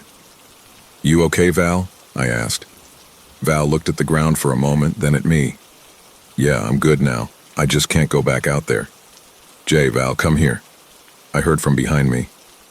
I turned around to see Corporal D standing in the hallway. Val and I looked at each other, then at Will. Will shrugged and walked away. What happened out there? Asked Corporal D. Everything was fine until I thought I saw movement behind a bush. I answered. When I checked it out, I saw adult-sized footprints. Then we heard screaming but could not find the source. Yeah, I heard it too. Was I seeing things, or were you two in almost a dead sprint towards the last stretch of the perimeter? He asked. We were, Val said. I told Jay we needed to leave and we started walking. That was until we heard more screaming. Jay looked around, but each scream seemed to come from a different direction. That's when we started running. I didn't even think of it until then, but she was right. Each scream after the first came from a different direction. "You guys okay?" he asked. We both nodded yes, and Corporal D paused for a moment. "Good. You guys have a few before the next check?" Val looked at her watch and her jaw dropped. "Jay, what time do you have?" she asked. 2245, I answered. Then it hit me we had been gone for over 30 minutes. "Corporal, what time do you have?" I asked. Corporal D looked confused and checked his phone. 2245, same as you. "Why?" I could see on his face that right after the words left his mouth, it clicked for him too. Fucking hell. How long do you guys think you were gone? I looked at Val. She looked like she was going to faint. "I don't know, maybe 10 minutes at the longest," I said. Corporal D looked at Val. "You need to sit down?" he asked. "You look like you're gonna pass out." Val shook her head. "No, I'm fine. Just a little shocked." "Understandable," he said. "I don't know why, but time is acting weird out there." "You mind if I take Will with me on this next check?" I asked. Val shot me a look that I'm sure she wished would kill me. "I don't care," Corporal D said, "as long as there's 2 of you going." "Thank you, sir," I said. "I'll let him know." Corporal D turned and walked away. "Sounds good, be safe." Once he was gone, I looked at Val. "Sorry, I know you wanted to be the one to ask. I panicked after the whole time issue. There's an unspoken rule at my facility. If you or your partner want to switch tasks or posts with another officer, the officer that initiated the request is the one who asks. So for me to ask on Val's behalf, especially as a rookie, could be taken as disrespect. I wasn't trying to disrespect you." "It's fine, Jay," she said softly. "I know you didn't mean anything by it." Val punched me on the shoulder. "Besides, I already called him before I walked back here." She smirked at me and walked towards intake. "Be careful out there," she said, looking over her shoulder as she walked away. Just then, Will walked up to me. "You ready?" "Yeah, let's go," I said. I notified control, then Will and I walked outside. "What time you got?" I asked. Will pulled out his phone. I looked at him with wide eyes. "We aren't allowed to have our personal cell phones on us while on duty." D approved it, he said. I wouldn't snitch on Will for something so minor compared to what we were dealing with outside. "You know I wouldn't say anything. Now I can't slip you shit for it," I said. "I got 2,250, he said. I watched as he turned the stopwatch feature on. "Does your watch have a stopwatch?" "Yeah, I got 2,250 as well," I said. I turned on my stopwatch. "You ready?" "Ready as I'll ever be," he said. I checked the battery of the flashlight. "All right, battery says it's got about 3.5 hours. Will nodded and we started walking. As we rounded the first corner, Will stopped. "Hey, shine the light over there." He was pointing to the right at the tree line. I did, but didn't see anything. "What's up?" I asked. "Thought I heard something," he said. "Maybe I'm just paranoid." "Maybe," I said. "Keep it up and I'll have to throw you in with the rest of the crazies." I gave him a nudge on his shoulder. "Let's keep going." "Ha ha ha, very funny, Jay," he said sarcastically. "Just keep an ear out." We walked for another 20 feet before I saw something lying on the road up ahead. "What is that?" I asked. Once we got within 10 feet of it, we both froze. No, there's no way," Will whispered. "Ryan." I grabbed Will by the back of his vest when I saw he was beginning to run towards the figure laying in the road. "Will, stop," I said firmly. "We don't know it's actually him." "Fuck," he screamed. Will was breathing heavily and I could see he was tearing up. Just then the figure started to move. "What the fuck, man?" Will said. We began to inch closer and I could see the figure better. There was no mistaking the uniform hanging off the sunken frame of the body lying there. "Call it in," I said. Will reached for his radio, but as he was putting it to his face, the figure spoke. "Help me, please." As the last word left his mouth, I heard Will drop his radio. "Will." When it reached its arm up in a plea, I saw the nameplate on the torn-up vest it wore. It read Ryan P. There was no mistaking it now, this was Ryan. "Fucking how?" I whispered. Will picked up his radio and called it in. We both ran towards Ryan. He was in bad shape. His hair was long and had chunks missing. His face was swollen. He had deep cuts that were infected and oozed a viscous white and green liquid all over his cheeks. Though his face was swollen, his eyes were sunken in. He was missing teeth, and what teeth he did have were black and jagged. He looked extremely malnourished. The skin on his arms was sunken and revealing more bone than muscle. If it wasn't for the jumpsuit he wore, his pants would be falling off. I've seen pictures of him from before he went missing. The Ryan that Will knew was well built. He had neatly cut hair, he styled a high and tight haircut and was clean-shaven. The figure in front of Will and I was not the Ryan everyone knew. Corporal D arrived a couple minutes later and upon seeing Ryan's condition, promptly vomited into a bush. "Holy shit, is that—" Will cut him off. "It's fucking Ryan, get a fucking medic now," he shouted. Corporal D hurriedly pulled his phone out, almost dropping it, and made a call. I couldn't hear what he was saying, partly because I was paying more attention to Will and Ryan, but it didn't sound like he was on the phone with 911. "Will, what's going on? I don't think D is getting EMS. Sounds like he's talking to someone about Ryan," I whispered. This seemed to draw Will's attention away from Ryan. "I don't know." He was looking at Corporal D and knowing Will was studying his body language. "You see that, right?" he asked. I looked at Corporal D and watched him for a minute. He was pacing back and forth with his phone held up to his ear. "Seems normal to me," I said. Then I saw what Will was talking about. Every few steps he would peer over at us, but rather than showing concern, it looked more like he was suspiciously monitoring us. "What the fuck is he doing?" "Not sure, but something isn't sitting right," Will said before turning his attention back towards Ryan. After about 10 minutes, an ambulance and a fire engine arrived and rushed Ryan onto a gurney. They hooked him up to an EKG machine as well as an oxygen mask. I was standing with Will next to the gurney when we heard Ryan speak. "I'll be okay," he said through labored breaths. Come see me in the hospital." Corporal D handed his phone to the paramedic on the other side of the gurney from us. He put it to his ear, and after a moment I saw his eyes widen before looking at Corporal D. "Bring him to," Ryan said, shakily lifting his hand to point at me. Just then, the paramedics pushed Will and I back before they strapped Ryan down to the gurney with soft restraints, the ones that attached to the rails.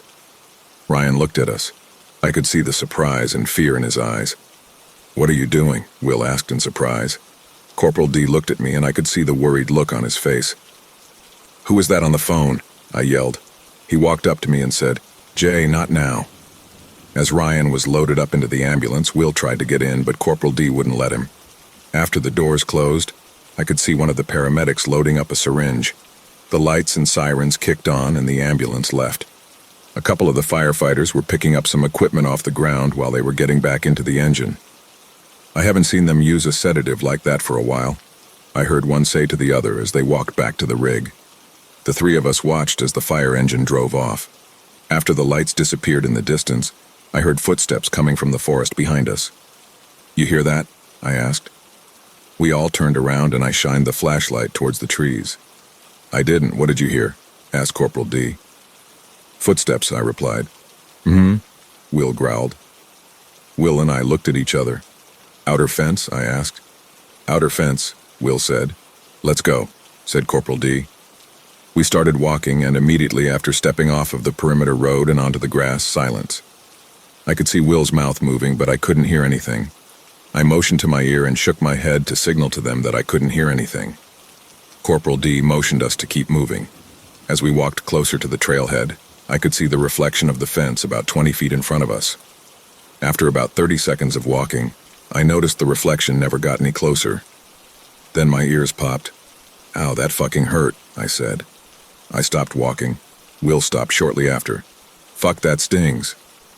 Almost immediately after Will, Corporal D stopped. "Shit," he yelled. We all looked at each other. "Where's the fence?" Will asked. I turned the flashlight back to where we were walking to. I swear the reflection from the fence was just there. Even with the flashlight, I couldn't see more than a few feet in front of me. "That's new," Will said. After panning the flashlight around, I saw a glint up ahead. "There it is, let's go," I said. We started walking again. Out of the corner of my eye, I saw Will turn around. "You hear that?" he asked. I handed the flashlight to Corporal D and turned around, walking backwards with Will. He already had pulled his flashlight and pointed the light straight ahead.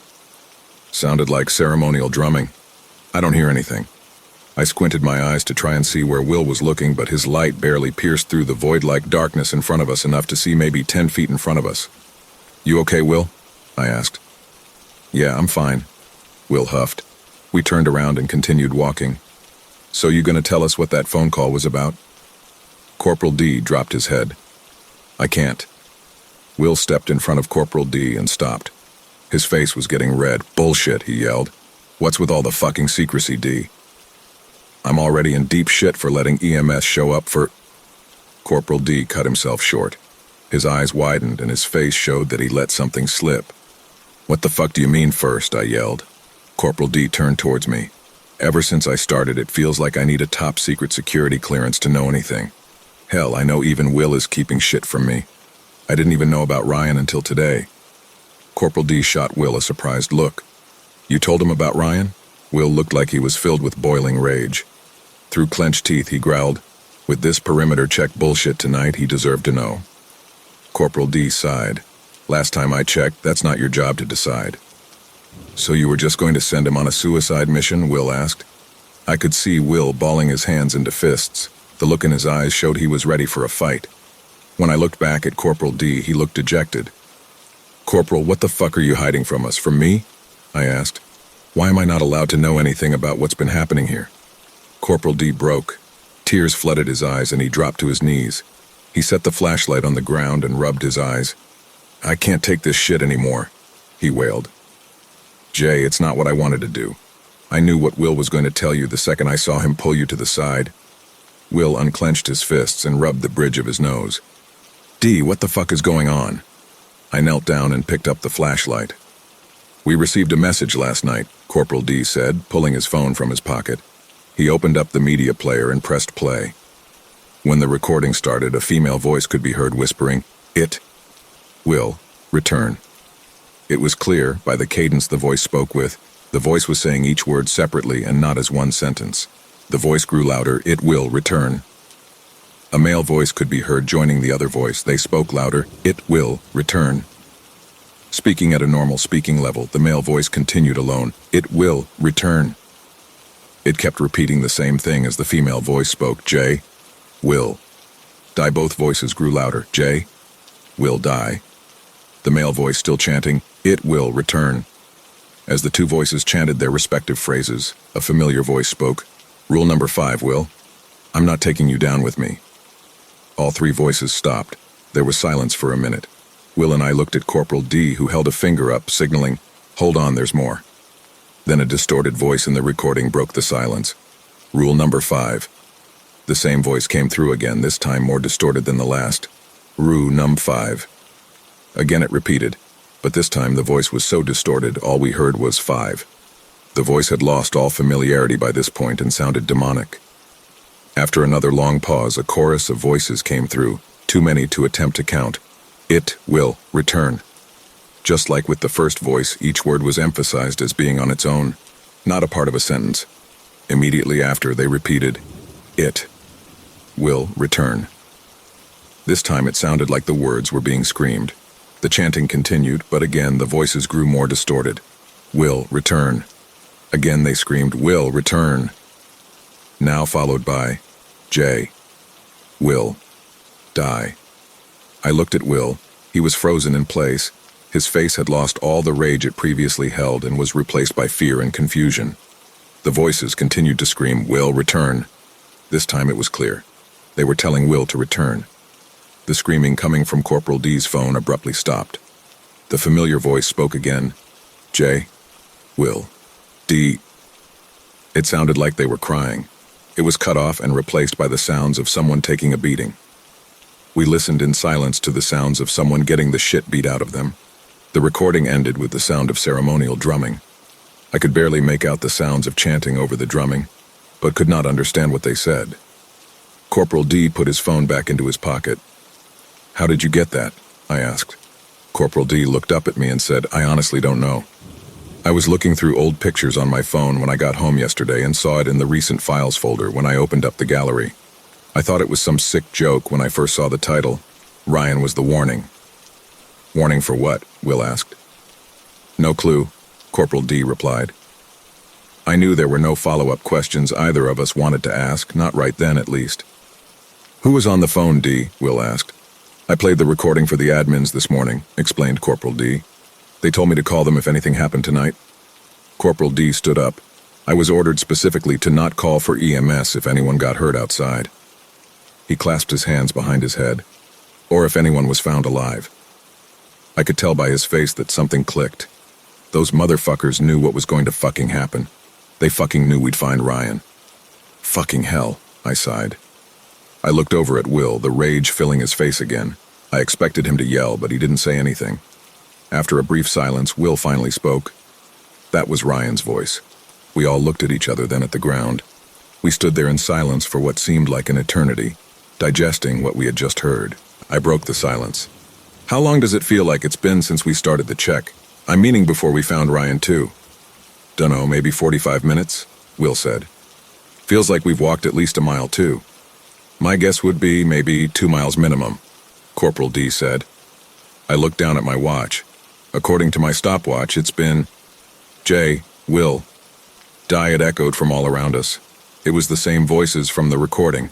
I could hear the sounds of footsteps in every direction. I panned the flashlight in a circle. What the fuck? From what I could see, we were in a clearing. Tall pine and Douglas fir trees formed what looked like the start of a ring around the grass. Off to the left of us, I saw something coming out of the ground. What's that? We walked over to what was clearly a sapling. Looks like a yew sapling, Will said. The footsteps grew louder around us. The voices returned. Jay. Will. Die. The sound was deafening. I could feel the ground shake as the drumming started.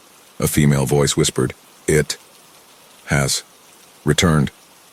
This time I didn't hear the voice. The voice was in my head. "He returned," it said. The message was in his blood. Then there was silence again. No footsteps or chanting or drumming. "What does she mean?" I asked. "You heard it too, huh?" Will asked. "Same here," Corporal D said. "There's something else I'm not supposed to tell you." "More secrets?" I asked. "Shocker," Will said sarcastically. "What is it this time?" "You remember that sample I took of the writing on the window?" asked Corporal D. "It came back positive for blood." "I kind of figured that one," I said. "Well, the DNA test came back too," Corporal D said. "It was Ryan's blood." We all looked at the tree in front of us. "What kind of sick fucking game is this?" Will asked. "Who pissed off the land spirits?" "I have no clue," Corporal D answered. "What are land spirits?" I asked. "An old native folklore," Will said. "They are child-sized creatures that look like humans. Only difference being, if you're unlucky enough to see one, the longer you look at them, they start to not look human." Just as Will finished talking, the flashlight died. "Fuck," I said. I tried to turn it back on, but it was no use. Flashlight is dead. "How long until sunrise, Jay?" asked Corporal D. I looked at my watch and saw it was 2 a.m. 7 hours, I think. It's 2 right now. Luckily, the trees don't block the moonlight in this clearing. "Maybe we should start to head back," said Will. "There's not much light, but it's better than not." The footsteps started again. This time they sounded like they were right on top of us. I felt a sharp pain in my head before everything went black. When I woke up, I was lying next to Will and the sun was up. I sat up to see blood covering us both. "What the fuck?" Will sat up and looked around. "Where's D?" he asked. I stood up and rubbed my eyes. All I could see was Will, the sapling, and blood everywhere. "Corporal D!" I yelled. "Jay, he's gone," Will said. With the sun out, I could see the entirety of the clearing. It was a perfect circle. The tall pine and Douglas fir trees I saw at night lined the grass, creating a perimeter. "Whoa," I said. Will and I turned and looked at the sapling. Jay, Will, was carved into the trunk. "It's missing a word," I said. Will looked at me. "Die." Will looked back at the tree and studied it. After a couple seconds, he turned around and looked at the blood on the grass. Holy fuck. When I turned around to look at what he saw, I felt a shiver run up my spine. The blood next to where we woke up formed the letter D. I looked all around, searching for more letters, but saw none. "What does this mean?" I asked. Will was staring back at the markings on the sapling. "Jay?" "Will. Die." I heard him whisper. He mumbled something to himself and then looked at me with horror and excitement filling his eyes. "Jay, I figured it out." "Figured what out?" I asked. "Ugh," Will groaned while grabbing the sides of his head. How the fuck did I not see that sooner? He yelled. What? I asked. Will, what the fuck is it? D, he said. Okay, I said. Will looked at me frustrated. Use your fucking head, Jay. I'm trying here, Will, but I don't see it. I said. Die, Will said. Fucking hell, man, that's a little harsh, don't you think? I asked, laughing nervously. I was starting to think Will had finally lost it. For the love of, Will said. Jay, spell die. D-I-E, I said. I don't get... Then it hit me. Corporal D, when they said Jay will die, they weren't sending me a threat. Exactly, Will shouted. They were saying D is going to die. It wasn't a message, it was a list. That's why it's missing from the tree, I said. You and me are still here, that means, I said. Will and I both hung our heads. Will knelt down and picked something off of the ground. They lead us here, he said before handing me a piece of metal. It was a fence pole cap with a strip of reflective tape on the top of it. This must be the glint I saw last night. I'm sorry, D, Will said while staring at the sky. I hope it was painless. I thought back to last night, right before everything went black. I felt the back and sides of my head. That's strange, I said. Will, check your head. Will felt his head. Huh. For something or someone to have knocked us out. Wouldn't there be a lump or at least a painful spot, I asked. Yeah, Will said. I feel nothing. Me either, I said. Looking back, the pain I felt right before going black felt more like a sharp headache. Like pain in my head instead of on my head. Same here, Will said. Let's get the fuck out of here before it happens again. I looked at my watch.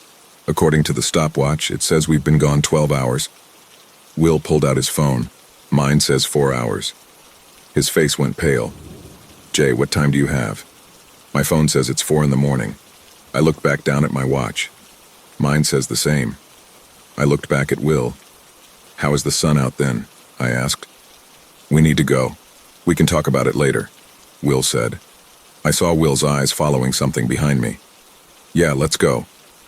I didn't care to see what was coming. We both started running. I hope this is the way we came in, he said. We reached the tree line and had to slow down to avoid tripping on the roots. I could hear a blood-curdling scream coming from the clearing behind me. Neither of us turned around to look. We just kept running. After a few minutes of running, we were out of the forest and back to the perimeter road. That should not have been that quick, I said, while hunched over trying to catch my breath. No, it should not have been, Will said between breaths. I put my hands behind my head and looked up at the sky. When I opened my eyes, I expected to see blinding sunlight, but it was dark. Either I'm blind or it's still night. You're not blind. Will was looking around. We are right back where we found Ryan. Guess we picked the right direction? I laughed. I looked towards where the emergency vehicles parked earlier. Something feels off. Yeah, I feel it too, Will said. Out of instinct, I radioed to control that we had completed our check and were heading back in. Will pulled out his phone to turn it off. Huh. He chuckled. Do I even want to know? I asked. I looked at Will as Control's response came through my radio. Control copy. Perimeter check complete, 2320. As we walked back to the officer entrance, we were stopped by a black SUV. The driver window rolled down and I could see a man in a suit look at me and Will. Get in. We heard the click of the doors unlocking. Who are you supposed to be? Will asked. The man pulled out his wallet and flashed us his ID and badge. DHS, Supernatural Investigations, Agent Hill, he said. Will and I looked at each other. Let's not keep him waiting, Will whispered to me. We already have a fuck-ton of questions to answer. Don't feel like getting thrown in cuffs while they ask. Will opened the door and we got inside. The driver rolled his window back up and locked the doors before driving off. We've got a long drive and you guys have been through it tonight. Get some sleep. I felt like I was having a panic attack. When I looked at Will, he seemed calm. You been through this before? I asked. Once, he said before settling in and laying his head back on the headrest. Get some sleep, it'll be okay. I looked out the window and looked at the night sky. After a while, I fell asleep.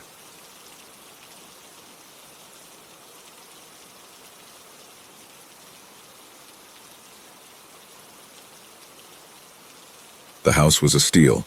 That should have been the first red flag. A spacious Victorian with wraparound porches and enough charm to look like it came from a postcard, but the price was less than a studio apartment in the city. I signed the papers without a second thought. The garden was a surprise. I noticed it the day I moved in, tucked behind a crumbling picket fence in the backyard. Rows of vibrant flowers stretched out like soldiers on parade, colors so bright they looked painted. Deep crimson roses, sun-yellow marigolds, and violet irises that glowed like embers in the twilight. A narrow path lined with stones wound through it. "It's beautiful," my new neighbor Mrs. Harper said when she peeked over the fence. "Though I'd keep an eye on it if I were you." "What do you mean?" She hesitated, glancing at the flowers as if they could hear her. Her voice dropped to a whisper. "The last owner, well, she always said the garden didn't like being neglected." She laughed, but it was strained, like she didn't quite believe her own joke. "You know how old women get." I regret not asking more questions, but I was tired and I had a lot of work to do. I spent the first week settling in. The garden required no attention. It thrived on its own, even in the blazing heat. Every morning I'd wake up to find new blooms, some I'd never seen before. Flowers with petals like velvet, others with strange waxy textures that shimmered in the sun. It was mesmerizing, but something about it felt wrong. It was hard to put my finger on the heart of the issue. Or, fuck, I shouldn't lie. I was stupid, wrote my unease off as allergies and otherwise ignored it. One night, near the end of my first week living in the new house, while I was unpacking in the living room, I heard a strange sound. A faint rustling, like fabric brushing against the floor. I froze, listening. It came again, louder this time and closer. I glanced out the window at the backyard. The flowers were moving, not swaying in the wind. There was no wind.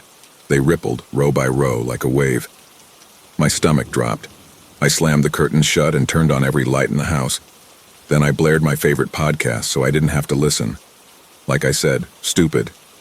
The next day I decided to cut the garden back. I told myself it was just overgrown, that the movement had been my imagination. Armed with gloves and pruning shears, I stepped onto the path. The air smelled sweet, almost sickeningly so. As I snipped the first vine, I heard it. A faint whisper, so quiet I thought it was my own breath. Then the vine curled. I jumped back, dropping the shears. The vine coiled around itself, pulling away from my reach like a wounded animal. The whispering grew louder.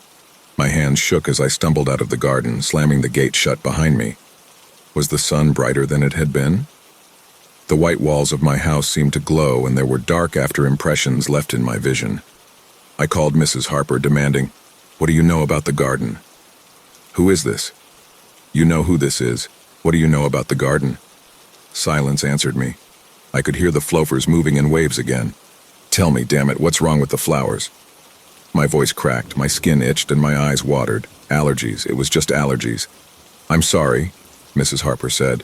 "I told you they didn't like to be ignored. I have to go. Don't you dare hang up on me." Click. The line went dead. My eyes itched so much it burned. That night I dreamed of roots crawling under my skin. After that, the whispers became a nightly occurrence. Sometimes they sounded like words I couldn't quite make out. Other times they were low, guttural, like growls. When I woke, there was a layer of near-neon yellow pollen on all of the windows. I stopped sleeping, started keeping my bedroom door locked. I know you're asking, why didn't you leave? I just bought a house. Steal or not, I'm broke. So I stayed, and eventually the vines came inside. It was subtle at first. A sprig of ivy on the windowsill, a thorned stem poking out of the floorboards. I yanked them out only for more to appear before the day's end. They spread faster than I could fight them, bringing along that thick, almost coarse pollen. By the third night, they were everywhere, wrapping around furniture, snaking up the walls. I couldn't do anything about it, and the flowers started blooming inside. They weren't beautiful anymore. Their colors were unnatural, too vivid, and their petals oozed a thick, dark sap that smelled like rot. It was worst at night. Something about the starlight seemed to make them more active. I tried to leave, thinking if nothing else I could find a women's shelter to spend the night in, but the front door wouldn't budge. The vines had grown through the cracks, binding it shut. The windows were covered with thick stripes of pollen-coated green. While I raced from window to window, muttering, "Shit, fuck, God fucking damn it," under my breath, between body-shaking sneezes, I realized the garden wasn't just alive. Wasn't just lonely either, it was hungry. I realized that when I saw the first flower open in front of me, its petals unfurled with a wet pop, revealing something sharp and glistening inside. Teeth. It lurched forward. Shrieking, I threw myself back, arms thrown up in front of my face. Other flowers began to unfurl, their petals so fuchsia bright that it made my head throb. The pollen clung to my skin in a thick, itchy film. Once delicate daffodils now bared their fangs at me. The roses had more to bite with than just their thorns. Pure fear fueling me, I ran, barricading myself in the attic. What else could I do? If there were other outcomes, I wasn't finding them. Now I'm trapped. The whispers are louder, the walls groaning under the weight of the vines. They're closing in, wrapping tighter around the house. I can hear the vines slithering around on the floor beneath me. All I smell is a scent so sweet it's turned to rot. This morning I found a rose blooming on my wrist. Its thorny stem burrowed under my skin like it belonged there. The petals are such a vibrant shade of magenta. It almost burns to look at. I don't think I'll make it out. If you find this, burn the garden, burn the house, don't let it grow anymore.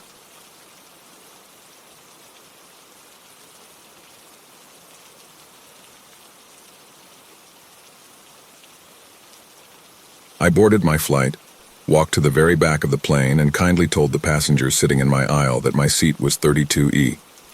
After standing up to allow me to pass through, I took my seat, set down my bag between my legs, and put my headphones over my ears. The flight attendant made an announcement that we would be taking off soon and everyone needed to switch their devices to airplane mode. Before I made the switch, I sent a text to my boyfriend and family letting them know that I was about to take off, and that I couldn't wait to see them at the hotel.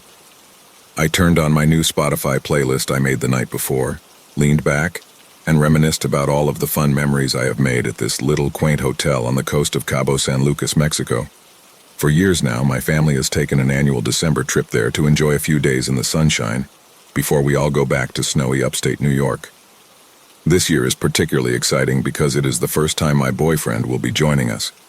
He travels a lot for work, so since he was already in California leading up to the trip, he decided to meet me in Cabo instead of flying back to Chicago to travel with me. The red seatbelt light flashed above my seat and the flight attendant told us to prepare for takeoff. Shit. I forgot to turn my phone on airplane mode. I opened my phone and quickly parsed through the emoji-littered texts from my family wishing me safe travels, before I saw a text from a random number. I opened it and it was a picture of me in the airport sitting down at the gate with a Starbucks in hand. The text said, "See you soon." What the fuck? My heart started racing and my iPhone case became damp from the sweat dripping down my fingers. I Googled the number to see who this might be, and all of a sudden I hear, "Ma'am, we are taking off right now. I see you texting. Please turn your phone to airplane mode now." I jumped up and profusely apologized. I reluctantly turned my phone to airplane mode and went back to the text conversation with the unknown number. I couldn't stop staring at the photo of me. Who could this possibly be? It must be someone on this flight, but I didn't recognize anyone when I walked to my seat. Granted, I wasn't paying much attention to the people around me. Maybe it's a friend of mine who is surprising me, but why would I not have their number saved? My mind started racing with possibilities. Any plans I had of enjoying a relaxing flight flew out the window. I couldn't just listen to Taylor Swift and play crosswords on my phone anymore. I could hardly sit still in my seat. I needed to get to the bottom of this ASAP, but first I needed Wi-Fi. As soon as we were up in the air, I checked for Wi-Fi. Right below the airline's Wi-Fi, I saw a private network called Your Worst Nightmare EMG.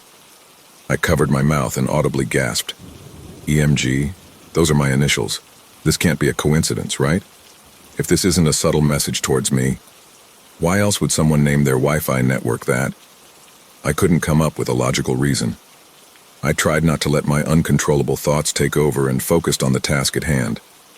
I logged into the airline's Wi-Fi, paid the $20 per hour, and all of a sudden I received 2 more messages from the unknown number. The first message is another picture of me, but this time I am sitting in my seat on the plane. The text says, "Have a safe flight. Can't wait to spend more time with you."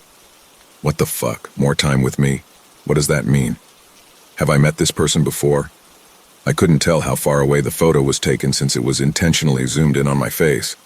I barely lifted myself out of my seat and scanned the rest of the plane. It was hard to see any faces, and I couldn't pinpoint anyone that I even remotely recognized. I sat back down and started shaking in my seat. I needed to somehow calm down, or else I was going to have a panic attack. I waved the flight attendant down and requested a double gin and tonic. I was going to need it before I even looked at the next text I received. The flight attendant brought over the drink with a smile and asked if I needed anything else. I shook my head, no, and started drinking as fast as I could.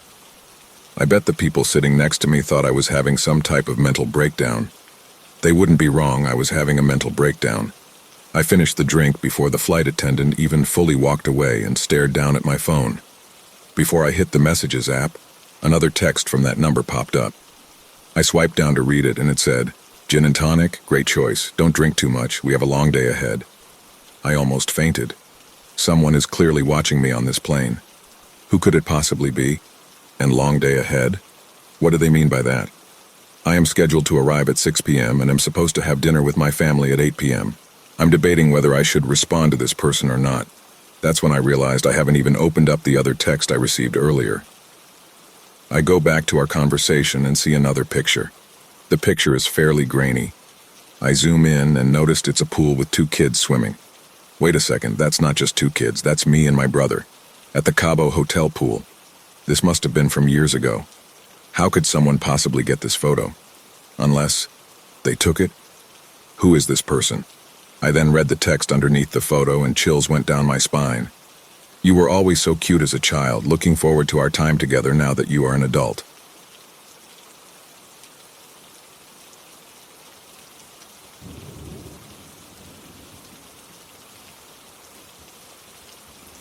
When I was 12 years old, I had a friend whose fascination with the devil became a consuming obsession. She frequently claimed she had sold her soul to him, and while her declarations unsettled me, they also intrigued me.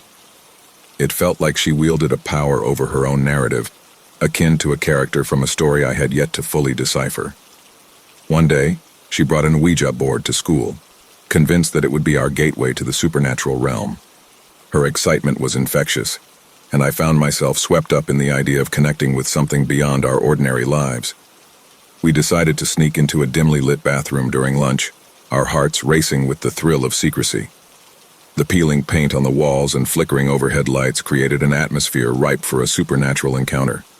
Once inside, we turned off all the lights, enveloping ourselves in a thick blanket of darkness. Armed with only the faintest glow from the stray light peeking through the cracks, we placed our fingers lightly on the planchette, its wood cold beneath our touch. At first, as we attempted to summon spirits, nothing significant happened. My skepticism began to rise. I couldn't shake the feeling that my friend was somehow manipulating the planchette, moving it ever so slightly under the guise of a spirit's influence. However, the air around us felt charged, electric with anticipation, like static before a storm. As we continued, I stole a glance into the shadows, and my heart almost stopped. There, amidst the thick veil of darkness, I saw a pair of piercing green eyes. They glowed with an unsettling luminescence unlike anything I had encountered before. They seemed to absorb the surrounding light and radiate an almost eerie allure. Fear gripped my chest as I realized we had, perhaps unknowingly, crossed a threshold into something far darker than our innocent game had intended. These eyes weren't the fiery red of demons from horror stories. Instead, they emanated a chilling, otherworldly presence, sending shivers down my spine. Instinctively, I knew we needed to escape the bathroom. As I emerged from the suffocating darkness, I reached out and grasped her hand, feeling the cool tile beneath our feet contrasting sharply with the warmth of our intertwined fingers. However, as we rounded the corner, she suddenly paused, her brow furrowing and a look of bewilderment crossing her face. "Why are we in such a hurry?" she asked, confusion clouding her features. Time seemed to stretch in that moment, my heart hammering in my chest as I hesitated, grappling with what I had just witnessed. "What about the eyes? Did you see them?" I blurted out in desperation. Her reaction was surprising. She stared at me as though I had lost my grip on reality. "What eyes?" she replied, shaking her head with incredulity. She didn't see anything amiss. To her, it appeared I was simply anxious. I felt a wave of disorientation wash over me. It was as though I had conjured a hallucination while she remained blissfully ignorant of the truth lurking in the darkness. After that disconcerting encounter, it felt as if she had vanished from existence altogether. There were no traces of her at school, no fleeting glimpses in the hallway or murmurs of her name.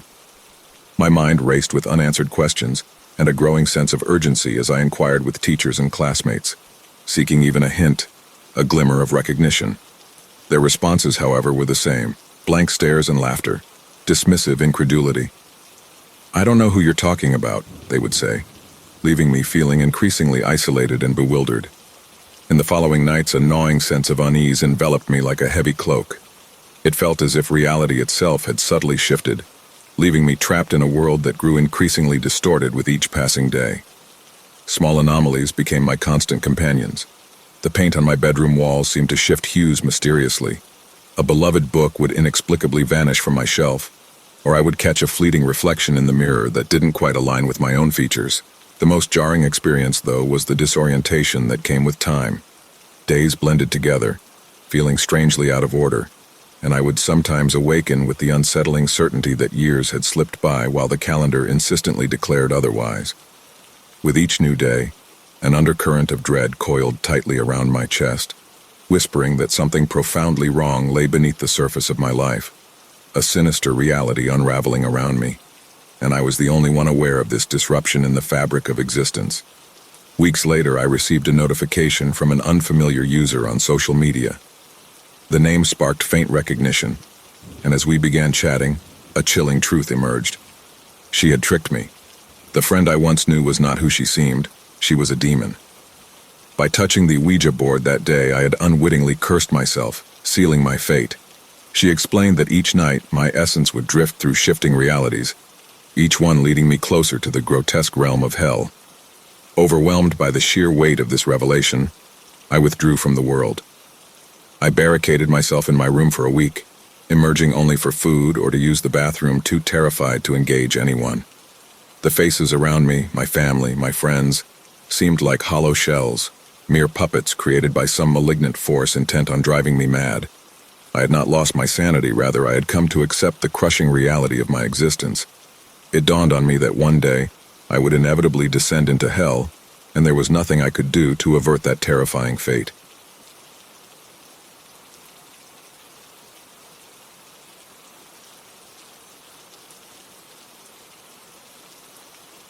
When I was 8 years old, I heard a tapping at my window. Now I was never a scared child. My dad was a self-proclaimed weirdo who had, maybe unwisely, shown me all of the slasher classics before my 6th birthday. This all led to the type of kid who'd watch us Stand By Me and be inspired to go look for a body himself. So when I heard that tapping at my bedroom window, I swung myself out of bed. I was determined to investigate its source. The fact that it just turned midnight and I was awake later than I usually ever am only added to the mystique. I slid my dinosaur-shaped slippers on, crept over the scattered piles of Lego to the other side of my room. Just before I peeled back the curtains, the tapping stopped. This brought my curiosity to a fever pitch and I yanked the curtains open. The first thing I noticed was that the window was wide open, stretching the hinges as far as they could go. I was hit with a whoosh of cold air and tightened my bathrobe in response. The second thing I noticed was the long yellow school bus in the middle of my street, parked silently at the end of my driveway. What compelled me next was more than childlike wonder and a keen sense of adventure. I almost felt like I was being dragged by my ear as I climbed onto the windowsill and fell out of my room into the night. I was soaked by the dew-covered grass of the front lawn. It was early July and the sprinklers were on full blast, but I didn't care all that much. I got to my feet, brushing the dirt and dandelions off myself, and made my way over to the bus. There was no hum, no rattle of the exhaust. The bus was completely silent. I stood in front of the doors and tried to peer through the glass panels. They were so thick with grit and grime that I couldn't see anything. While I had my face cupped to them, the doors swung open. I jumped back, startled. I collected myself and finally saw the interior. Inside, it was barely lit enough to see. A single electric bulb dangled in the center of the aisle. I stepped onto the bus to get a better look. The seats were a maroon leather and battered within an inch of their life. The metal floor was covered in rust and black grease. As far as I could make out, there were 6 other children. All of them were my age, all dressed in pajamas and shivering. None of them spoke when they noticed me. I was about to get off when a voice made me jump out of my skin. I thought the driver's booth was empty, but now I could make out the figure of someone sitting at the wheel, shrouded in shadow. "Are you staying on?" the person said in a gruff, genderless voice. The same feeling that had compelled me to climb out of my bedroom window and onto the bus likewise compelled me to reply, "Yes." The mechanical whirring of the bus doors closing snapped me back to reality. I suddenly realized my mistake. I rushed to the booth's window and pleaded with the driver. Wait, I've made a mistake. It's past my bedtime. Please, sir, let me off," I argued. The driver sniffed and said, "Can't, you've already paid your fare. Go take a seat with the others." I stumbled back as the bus roared silently into motion. I ran between the seats, watching my house slowly fade into the distance. I climbed onto the back seat and saw it disappear around a corner. I realized that at the back of the bus there were two other doors. My plans of escape were smothered when I saw the red emergency handle. It was bound in chains. I turned to run back to the driver when I saw someone I recognized. I walked over to her seat and sat next to her. She turned to look at me, and my suspicions were confirmed. It was Marcy. She'd been in my class up until the beginning of this year when her parents pulled out to homeschool her. "Marcy?" I said softly. Marcy seemed perfectly calm. She was wearing pink pajamas decorated with a cartoon character I didn't recognize. She'd been humming to herself and swinging her legs back and forth. One of her unicorn slippers had fallen off, but she didn't seem to care. "Oh, hiya, Jake," she said, as if we'd just bumped into each other at a playground. "What's going on?" I asked. "Well, Mom and Dad told me that I had to go on this trip. They said something about a surprise party, but I don't know whose birthday it is. Your parents know about this?" I pressed her for more information. "Of course they do. They stayed up with me all night and brought me out to the bus when it came. Mom talked a lot with the driver. He seems nice. I think they're old friends or something." I was oddly calmed by her explanation. If her parents knew, then maybe mine did. I sank into my chair as I began to accept what was going on. But there was one more question I needed to ask her. "Marcy?" "Yes? Do you feel sleepy at all?" Marcy scrunched up her face in thought, then looked at me and replied, "No." I felt the same. I was up later than I had ever been, yet I didn't feel tired at all. The opposite, actually. I felt full of energy. Marcy started talking about something while she stroked her long red hair, but I wasn't listening. I sat up in my seat, looking around at the 5 other children on the bus. From what I could make out, their emotions ranged from apathy to quiet terror. The bus rattled on for another 20 minutes. I felt the same feeling in my stomach as I did before a spelling test at school. I looked past Marcy and out the window. All I saw were trees. I didn't even know if we were still driving on an actual road anymore. I and every other kid in the bus jumped when the driver flicked on the radio. It played classical music, heavily diluted with static. After a while, the driver mumbled to himself and switched it off. Before long, the bus came to a halt. Instinctively, we all made our way out of the seats and up the aisle towards the door in a line. We all saw the man waiting for us outside. The doors began to open, and in single file, we made our way out. As I exited the bus, I gave a cautious glance back. The driver's booth was very clearly empty. The man waiting for us was surprisingly well dressed. His pinstripe suit made me instantly think of him as a banker. He looked young, but he was balding. What blonde hair he had left was harshly slicked back against his scalp. I couldn't see his eyes past the circular red lenses of his glasses. "Come on, children," he said in a soft, calming voice. "You're all going to come with me now." With that, he began to lead us deeper into the forest. The other children fired one question after another at him: who he was and why we're here. Finally, it came my turn to tug at the hem of his jacket and ask him the first thing that came to mind. "Excuse me, where are we going?" I asked. He chuckled and ruffled my hair. "We're going to meet Oz," he dutifully replied. Before I got a chance to ask him who Oz was, the particularly overweight boy next to me asked him his name. The man told us all his name was Horace and that we should keep our questions to ourselves until we got to the party. I fell back a bit to walk next to Marcy. She still seemed as nonchalant about the whole thing as ever. "Hey, Marcy, do you know someone called Oz?" She thought long and hard and then told me that she didn't. We walked in silence for a while after that until suddenly she spoke again. "I know Horace, though," she said. I looked at her dumbfounded. "You know him?" I said, gesturing towards the man who was walking a few paces in front of us, now holding the hand of one of the other children. "Well, I don't know him," she said with a shrug. "But he turned up at my house a few weeks ago. I'm pretty sure that was him. He just had a coffee with my parents and left." She squinted her eyes thoughtfully and then said, "Yeah, it was definitely him. He had the same glasses on." After that, Marcy went back to picking petals from a flower she'd torn from the ground.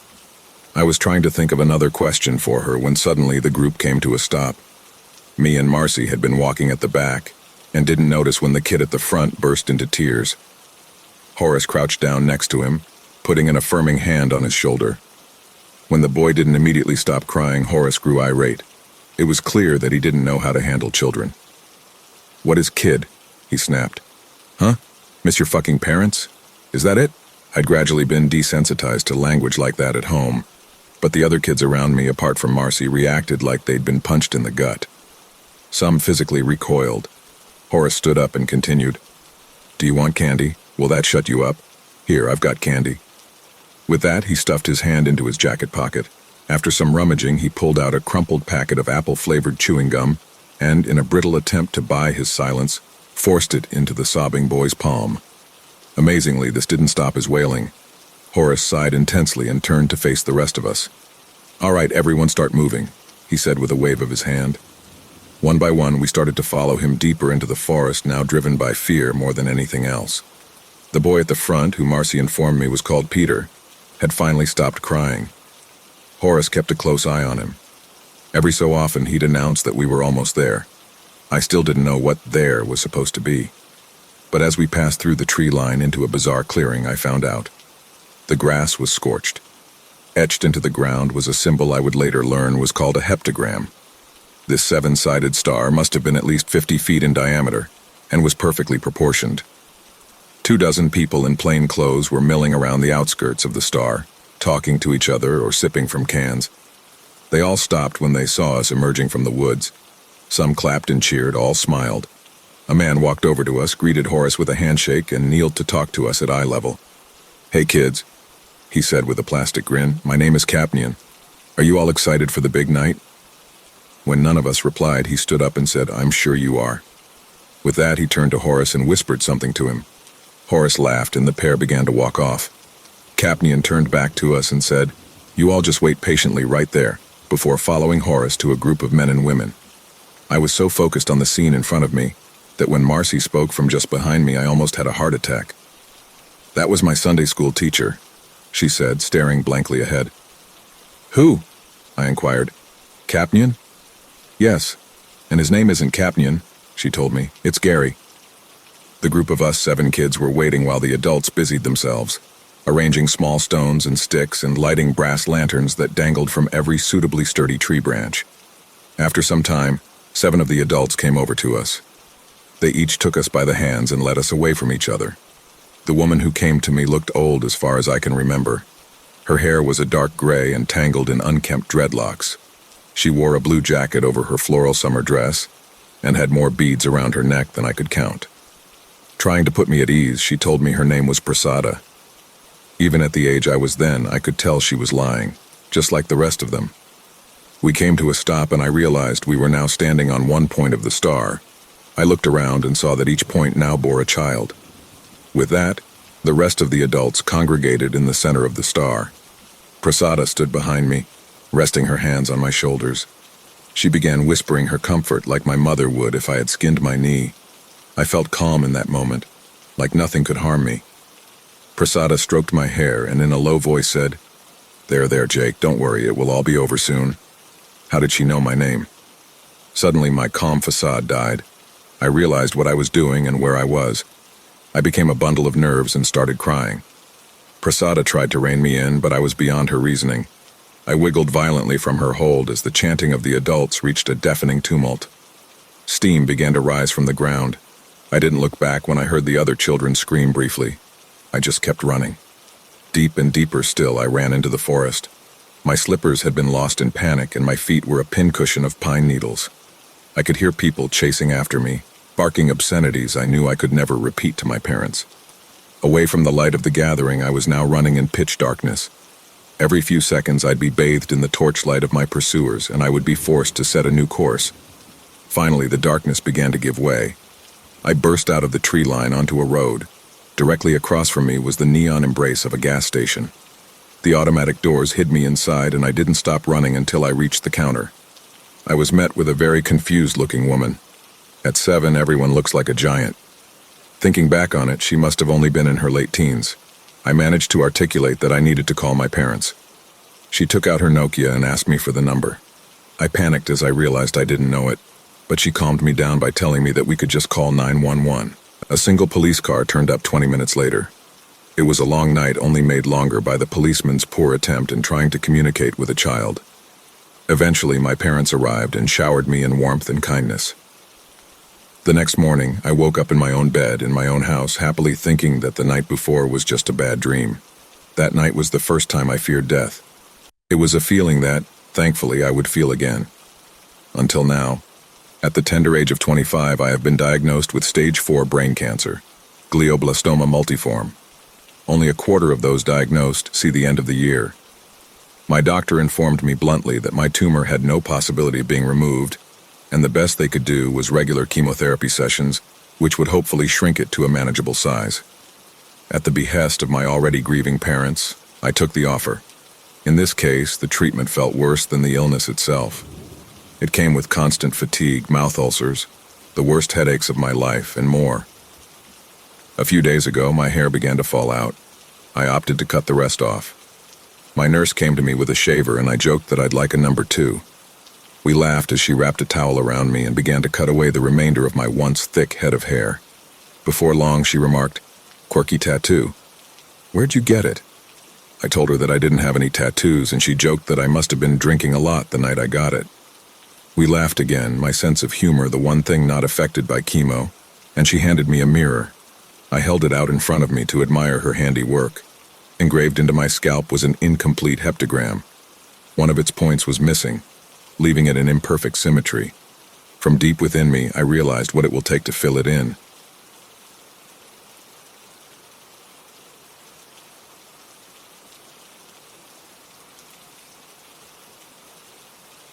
I had a dream. In that dream, I was in a box. It was made out of obsidian. I could see that because of a tiny light that shined through. That little circle let me know where I was. Otherwise, it was dark. I could only walk. And as I walked, I realized I was in a square. I don't know how much time there was. In dreams, I don't understand much. I don't know where I was. Nor should I even care. I didn't feel any fear. I should have felt fear. A door opened, and I walked through it. And now I was in complete darkness. I had clothes on, but I didn't have shoes. I could feel the cold surface. Still obsidian. I kept walking on land. I could see nothing. There were no sounds except my own breathing. I never talked. I kept walking. I could smell something metallic. I kept walking. And then a limb grabbed my left leg. I could feel the fingers press against my skin. As I tried to fling it away, I fell. And as I fell, 3 more hands grabbed each of my limbs and began to pull me apart. I could feel the pain. I could feel my skin stretch. Cuts emerged. Somehow my bones never left. I don't know why my bones never left, but the blood was seeping out. And then I could feel something try to drink my blood. I could feel something just slurp it up. I was getting terrified. My heart was beating. And finally I woke up. I looked around and saw I was in my own home. There was nothing much. Then the next day I went to sleep again. I went to bed around 11 p.m. I didn't pay much thought. I thought it was just a nightmare. As I went to sleep, I woke up in a wooden box, square. There was a glass ceiling above, and below there was a carpet. And in front of me, there was a woman at a desk. She was beautiful in a dress. I was sitting down on the carpet, and she asked me a question. "Do you want resin?" I said yes. She said okay. And she handed me a piece, then I woke up again. But I saw something on my left hand on my wrist. Somehow I had a cut that said resin. And then I went back to sleep. Next day after, I went back to sleep again. This time I was nervous. I was awake till 2 a.m. Finally, somehow I went to sleep. I didn't wanna.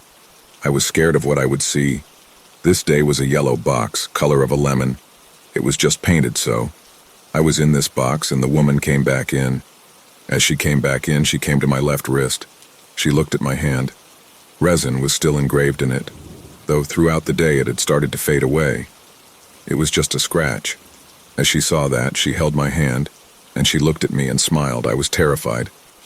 "I have resin. Do you want it on you?" I said. "No," she asked. "Do you want it on me?" I said, "Why?" "Because it can be a deal. I have it on me right now, then you have it later."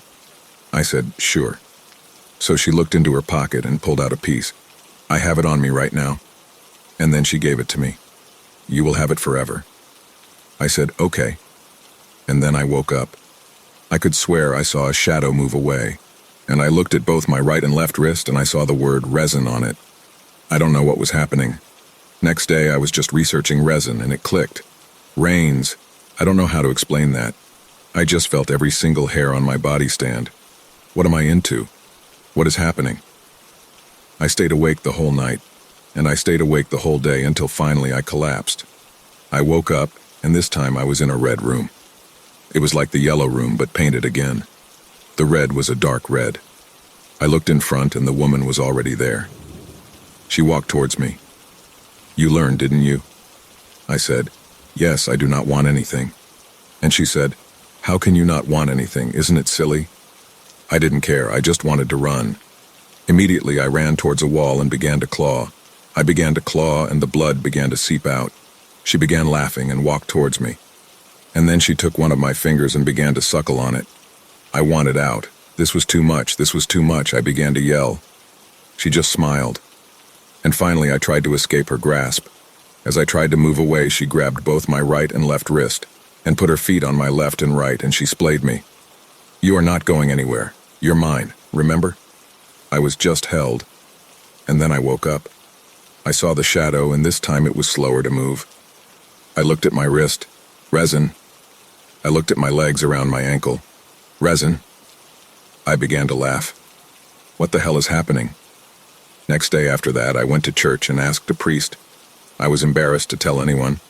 The priest could offer nothing much. It was shocking. I showed him, and the priest said, "Maybe you are carving these into yourself." I said, "Why?" And the priest said, "I don't know. In the past, we used to look at God. Now we realize the demons are with us, but still pray." But I told him about the shadow, and he said, "Yes, maybe it is something beyond us, but it is now with us." I wanted to sleep that night. I was scared. I was alone. I wanted somebody with me, and that's when I realized. She knew I wanted somebody.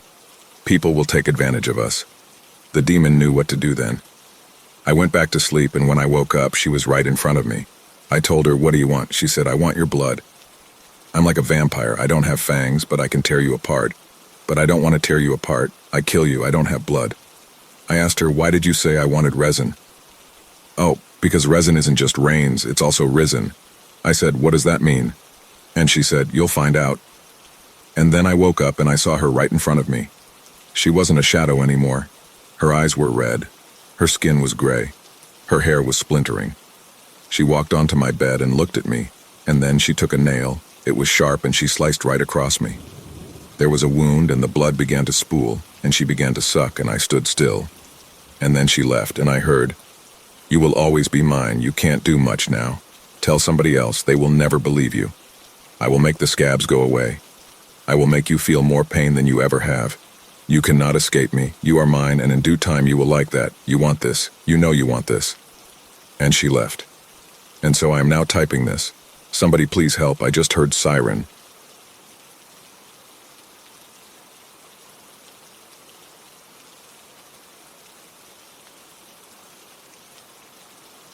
When I was 7, I didn't have any real friends. I didn't need any. I was happy enough playing with the monsters who lived in the forest in our backyard. I don't remember exactly when or how I met them. I don't remember their names either. I just remember them consisting of 3 big furry monsters. One of them had what appeared to be a crocodile snout with a pig nose.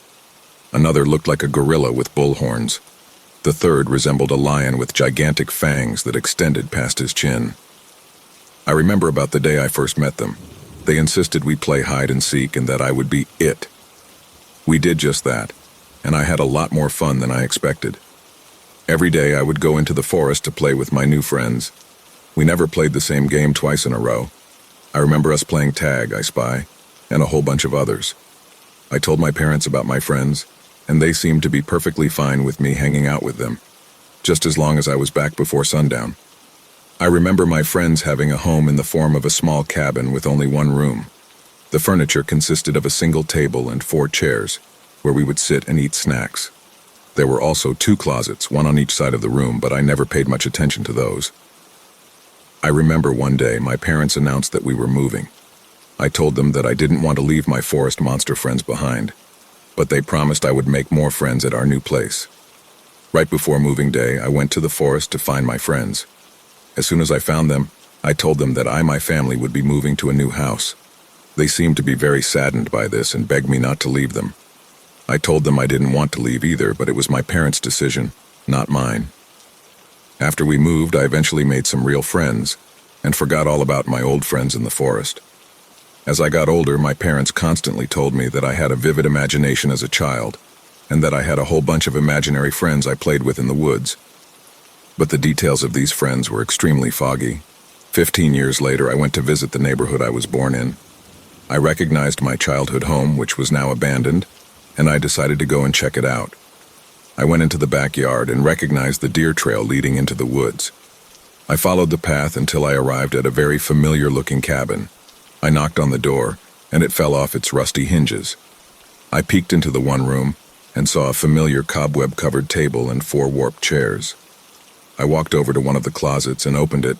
Inside, hanging on hooks, were 3 monster masks and 3 matching furry suits that looked like they hadn't been worn in years.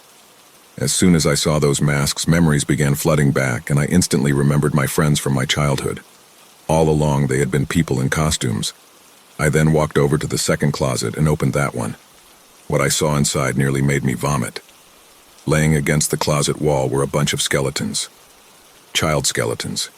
Each about the same size as I would have been when I was 7. My friends were monsters, all right. Just not the kind I thought they were.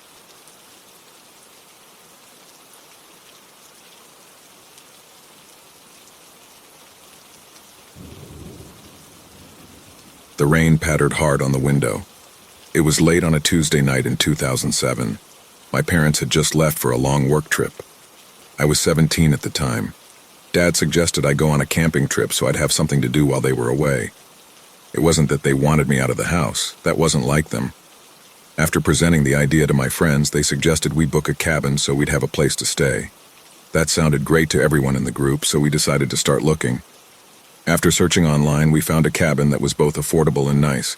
2 beds, 2 baths, 1,400 square feet. It was ideal for a week-long stay for 4 people.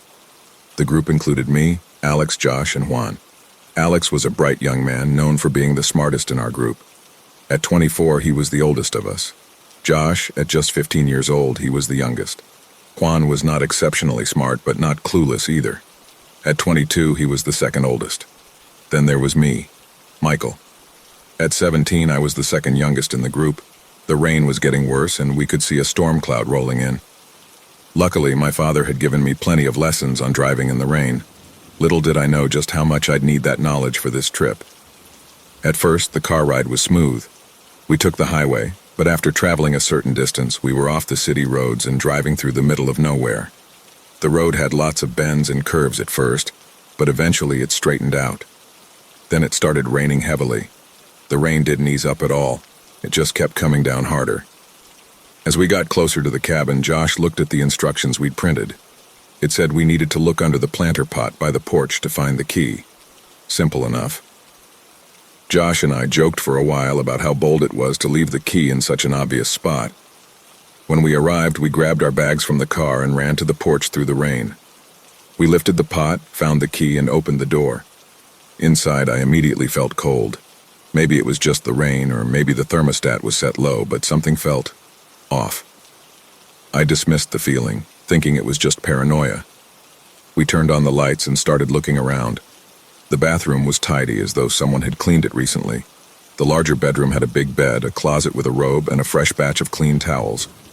The smaller bedroom had a smaller bed, and the other bathroom wasn't as tidy but wasn't dirty either. There was a TV in the front room, but it only had a few channels. The fridge held some fruit and 5 servings of some kind of meal. That first night went great. Everyone ate dinner and chose their beds. Once everyone was settled, it was my job to turn off all the lights. I started in the kitchen, then the main room, and lastly in my and Josh's room. I turned off the light, and we all went to bed. The next morning, we ate breakfast, hung out outside for a bit, and then decided to go on a hike. While exploring, I came across an old, broken-down shed. Something about it felt off. It looked like it had been a utility shed for the cabin's owner. I showed the rest of the group, and they were just as creeped out as I was. After more exploring, we headed back to the cabin. But when we walked in, something was wrong. The lights weren't how we'd left them, and some doors were open. Doors Alex swore he had closed. Our first thought was that we weren't alone. We stood in silence until Juan yelled, "Hello?" No one answered, as expected. The rest of the night, everyone was unusually quiet. We made plans to lock all the doors in the house, including the bedroom doors. I turned off the lights again and we all went to bed. At 4:40 a.m., I woke up to a noise from the kitchen. Josh woke up too and asked, "What was that?" I grabbed my flashlight and headed downstairs to investigate. Juan and Alex came out of their rooms probably for the same reason. We found a cabinet open with some of its contents spilled onto the floor. This made us all question whether we were truly safe in the cabin. We tried to go back to bed, but I couldn't sleep. The next day, we decided to stay at the cabin to make sure nothing else happened. It was uneventful. We watched a movie and later decided to go to the store. Someone had to stay behind, so we wrote our names on slips of paper and drew one from a cup, the name drawn, Michael. "That's me," I said. Everyone left while I stayed on the couch. At first, everything was fine. Then out of the corner of my eye, I saw something. It looked like someone was trying to come down the stairs but retreated when they saw me. A chill ran down my spine. I slowly crept upstairs. When I opened the door to my room, I saw something I'll never forget. 7 people were gathered in a circle, chanting. In the middle of the circle was a pedestal holding a crying baby. The people were wearing red, long capes with big hoods. At first, I wasn't noticed by anyone. Then someone saw me standing in the doorway. They all slowly looked over at me in unison. I took off running. I bolted downstairs and out the door, calling Alex in a panic. "Don't come back to the cabin. I repeat, don't come back. Stay at the store. I'll meet you there." He sounded confused, but I told him, "There's no time to explain. Just stay put." When I got to the store, I told them what I'd seen. We decided to hitchhike home. We never looked back. To this day, we've never told anyone about what happened at that cabin, nor do we ever plan to. Once we arrived home, we sat down and unpacked. I explained in much more detail about the events of that day and exactly what I saw. Next thing we know, there was a knock at the door. I look over and answer it, expecting my parents. Oh man, was I wrong. I'm greeted with a strange-looking man. He had a long gray beard, a large nose. He then asked if Michael, me, was here. At first I hesitated, but I told him that I am who he was looking for. He walked inside without permission, which was off-putting. He told me I was a witness of something I shouldn't have seen. This sent chills down my spine. I give my friends a look.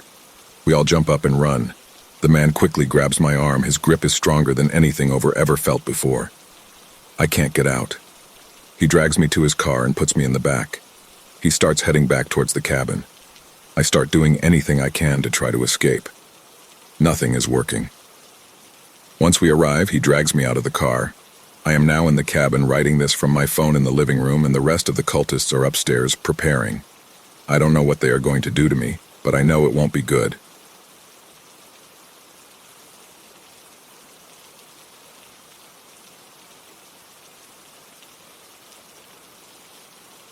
Human teeth by the looks of it. Molars, incisors, and every tooth in between. It had to be about 40 pounds of teeth tightly wrapped in potato sacks inside a blue duffel bag that looked identical to mine.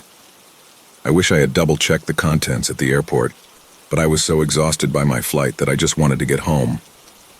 And now all my clothes, toiletries, and Hawaiian souvenirs are gone, replaced by a bag that belongs to either the tooth fairy or some psychotic dentist.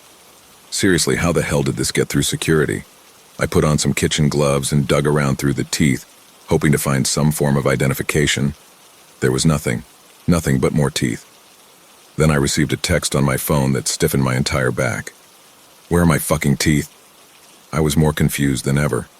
Was the person who expected this bag seriously texting this phone right now? How did they get my number? Instinctively, I looked around my empty apartment, threatened by the message. But of course, the only movement was my own reflection on the balcony glass. Then my phone received a picture of an open blue duffel bag. Inside was my red summer shorts, along with my surfboard keyring and tiki mask magnet. They have my stuff. You have our teeth, and we know who you are. There came another picture of a crumpled form I filled out to go scuba diving. It was left in the outer pocket of my duffel bag. My name was listed, my address, even my phone number. Oh, shit. Then I received a call from an unknown caller. I put the phone on the ground and let it ring out. Each ring sent a buzz through my hardwood floor and a shiver up to my neck. Another text. We know where you live. Give us the teeth. Terrible scenarios flooded my mind. Men wearing balaclavas bursting through the door with army boots and pointing their gleaming knives at my face. Zap straps tightening around my feet and hands, cutting off all circulation. Days of being locked in a cargo container and having to suck the moisture from filthy puddles for sustenance. Okay, relax. Chill. I had a habit of watching too much true crime.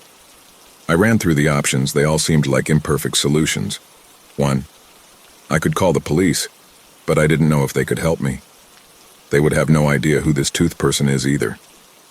I doubt they would put me in witness protection based on a few texts. 2. I could go stay at a hotel in a different town, but how long would I have to wait? They know where I live. They could visit at any time. I'd be living in danger. Before I could stop myself, I texted back. This was an accident. I'll give you back the bag. I didn't mean to take it. I stayed there, kneeling by the tooth bag, waiting for a reply. You will drop the bag at park. There is a wooden bench on the south end dedicated to the fire hall. You will place the bag beneath there at 10 p.m. I breathed a sigh of relief. Instructions, clean and simple. That park was across from my apartment. I could do that, no problem. Another text. And you must add one of your front teeth. My throat tightened. What? I quickly texted back. What do you mean? Because of your interference, a price must be paid. One of your front teeth. They can't be serious. I stood up and closed the blinds on my balcony, paranoid that someone can see me. I had typed the single word "why," but never hit send. How could they even know if I added a tooth in or not? There were thousands of teeth in that bag. I lightly touched my 2 front teeth, so firmly panted in the roof of my mouth. How would I even pull a tooth out? Arriving around 9:30 p.m., the park was pretty cold. Most nights it snowed this time of year, but luckily it had been pretty dry for a while, so I didn't need to wear too many layers. The bench dedicated to the fire hall was easy to find, and I shoved the tooth bag directly beneath it with a paper note on top. Sorry about the mix-up.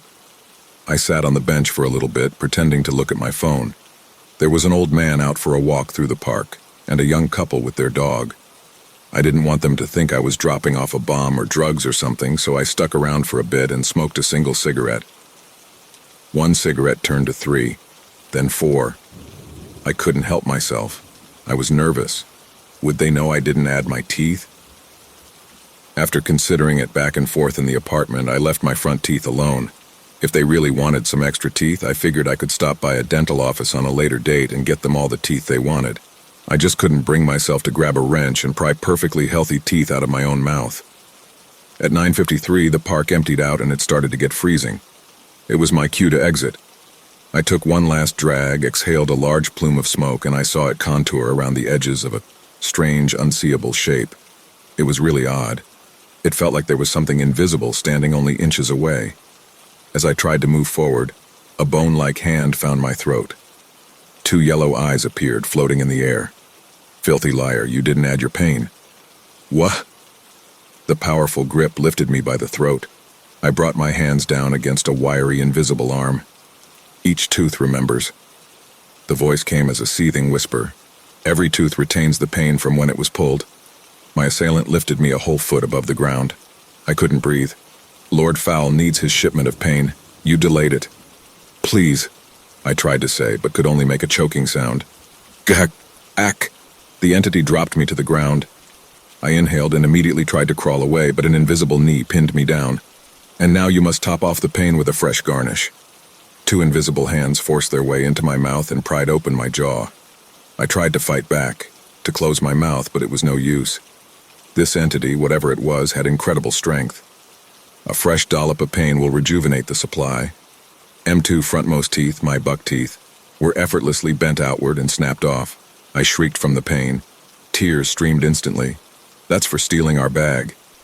As if my teeth were the tabs on a soda can, the entity began to bend each one outward. All my upper front teeth, then my lower, one by one. That's for lying. That's for screaming. That's for being fucking irritating. My gums became a fountain of blood. The pain in my mouth was catastrophic, each nerve ending raw and on fire. I tried to scream for help, but the knee on my chest weighed down harder. Soon I could barely make a sound. The hands plucked out all my bent, broken teeth like a series of pull tabs. Pwick, pwick, pwick. Lord Fowl will be most pleased. The bony fingers traveled further into my mouth. Sharp nails dug beneath my molars and pulled. The last thing I remember was looking up and seeing the yellow eyes stare back at me. 2 glowing moons from hell. I almost bled to death that night. Thankfully, someone found me passed out in the park and called an ambulance, which took me into a hospital, where I recovered for 6 days straight. My mouth was a wreck. Every single tooth ripped out, every single one. There were half-inch wounds all over the roof and floor of my mouth. No conventional dentures would even fit in my desiccated gums. It took 3 months of visiting the dentist to slowly reconstruct what was destroyed. And even now, I still have to wear 2 different sets of dentures. One for daytime, which allowed me to carefully chew food, and one for nighttime, which slowly bent my fucked gums back into place. I have no idea what the hell attacked me that night. I don't really want to think about it, or about what happened to that duffel bag full of teeth. I've since moved cities, as you might expect. In fact, I no longer live in the US. I've moved far away. Most importantly, I bought a custom-built suitcase off the internet with zebra stripes.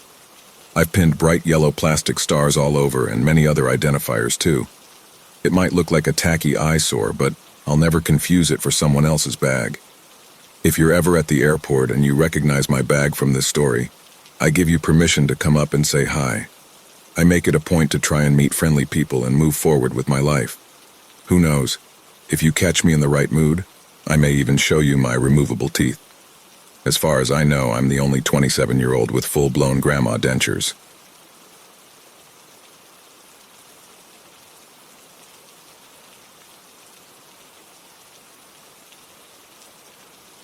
They say death smiles at us all. Sometimes all we can do is smile back. I feel comfortable telling this story now, as with the passage of time, this feels like a long-forgotten dream. I grew up in a small town in northwest Canada, far beyond the quaint summer towns of the Gold Coast. A place much closer to Earth's last frontier, a land where nature and brutality still coincide. Our small town had little more than a school, store, and police station. If any of the local loggers were injured on the job, it'd be an hour's helicopter ride to the nearest hospital. As far back as I can remember, we were warned to never stray from the main roads. Looking back on it now, this is perfectly understandable, as the threat of grizzlies, cougars, and even mankind was enough to dissuade any brave youngster from venturing too far off the beaten path. That was until Michael went missing. There had long been stories that the woods were haunted, tales of ancient creatures driven to one final refuge untouched by mankind. They said they lived down deep in the caves and caverns of the Canadian Rockies, and only came out when their hunger could no longer be staved off. Michael was last seen on November 8, 1981, at the age of 14, a boy 2 years older than myself at the time. Even now, I still remember his bright face running around the schoolyard. There were little more than 15 of us that made up the student population of that school. As a result, we shared many classes together. Michael had been missing for more than 3 days before a manhunt was announced. People from nearby towns would be coming to help out. Patrols were to begin as soon as possible of the surrounding areas. I recall our teacher telling us that school would be finishing early that day, and our parents would be collecting us. Any and all help was to be accepted by the local search. I recall at the time telling my closest friend James that we had to be a part of it. While I was sympathetic to a boy from my school going missing, I'll admit that my interest in the search was for far more selfish reasons. For years I had kept myself away from any of the forbidden areas of our town. However, natural curiosity had long gotten the better of me. I jumped at the chance to volunteer for Michael's search party. I had to know what the forest looked like, the scent of the pine cones or sheer size of the massive evergreens that had for so long encircled me. I had to delve deeper. Surprisingly, given myself and James's proximity to Michael in school, he and I were assigned to a local deputy to provide insight and aid in the search. I guess they thought we could more easily recognize any of Michael's personal belongings. Armed with little more than a head torch and a whistle, the 3 of us set out to cover an area of terrain that led deeper into the forest than I had ever ventured. The first thing I remember feeling was the cold. Anyone familiar with the Pacific Northwest knows that in areas of abundant darkness like dense forest, life is unlikely to thrive. The forest floor was covered in nothing but rock, pine cones, and needles, particularly difficult to gain your footing on in the dark. The behavior of the deputy, while chipper and accommodating to his younger guests, was not one of confident expertise. We spent hours combing the forest floor with nothing to show for it, until finally we came to the entrance of a cave. Just below the mouth, we saw it, a small red glove that could be none other than Michael's itself. Any feeling of adventure I previously had left me in one breath. Now only fear remained. The deputy noted fresh tracks leading into it. He unholstered his bear spray and told us he was going to take a quick look inside and to stay put for a moment. We watched him enter, his silhouette quickly being engulfed in nothing but abject darkness. We were alone. Myself and James shared worried looks, reassuring each other that the deputy would be back at any moment. 10 minutes turned into 30, and 30 minutes became an hour. We were going to have to search the cave to find him. Entering the cave was an assault on the senses. Not only could we barely see with our now low on battery head torches, but the stench was unlike anything I had ever encountered. I recall James and I faintly hearing a strange sound. "Deputy!" we shouted into the abyss. We found Michael's body before long. What remained was little more than a pile of fabric and bone. James began to scream while I froze in horror, too stunned to run. I recall being knocked off of my feet, suddenly losing my balance and vision when my head hit off the rocky floor. My last memory of James, hearing a loud crunch while his screams were cut short. It was the sound that woke me. Animalistic gnashing, tearing, gulping echoed across the damp cave walls. I remember scrambling across the floor searching for my head torch, its low orange light illuminating the wall of the cave. I placed it on my head and turning, I saw it. Crawling slowly from the far side of the cave, a creature unlike any I'd ever seen before or since. Its face made up of pale white skin stretched tight across an inhuman skull, so tight that the skin pulled above its teeth into a permanent smile. Blood dripped from its putrid mouth as its eyes, black as coal, sized me up. I was lucky. It was already fatigued from its attack on the deputy and James. It curiously advanced towards me, grinning its sickening grin. Thinking back now, I have no idea why I did it, but slowly I began to bar my teeth. Showing my upper canines, peeling my own lips upwards, I smiled at the creature. It came closer and closer until we were eye to eye. Smelling my best friend on its breath, behind tears in my eyes, I smiled harder, gritting my teeth to the point I thought they might break. The last feature I recall of the beast were its eyes deep and dark, not of my world, as though there was an entire universe housed within them. In an instant, the creature leapt away from me, back to its feast. I ran. It was daybreak by the time I exited the cave. I ran until my legs could take me no further, and then I crawled. I crawled until I no longer felt the sting of pine on my knees, but concrete. They found me passed out in the middle of a road leading into our town. I was filthy and covered in blood and bones. Based on what I told the police, the bodies of James, Michael, and the deputy were found. The entire incident chalked up to a savage bear. I spoke nothing of what I saw in that cave. Who would believe me if I did? 2 young boys entered that cave. Neither ever truly left. I haven't smiled since.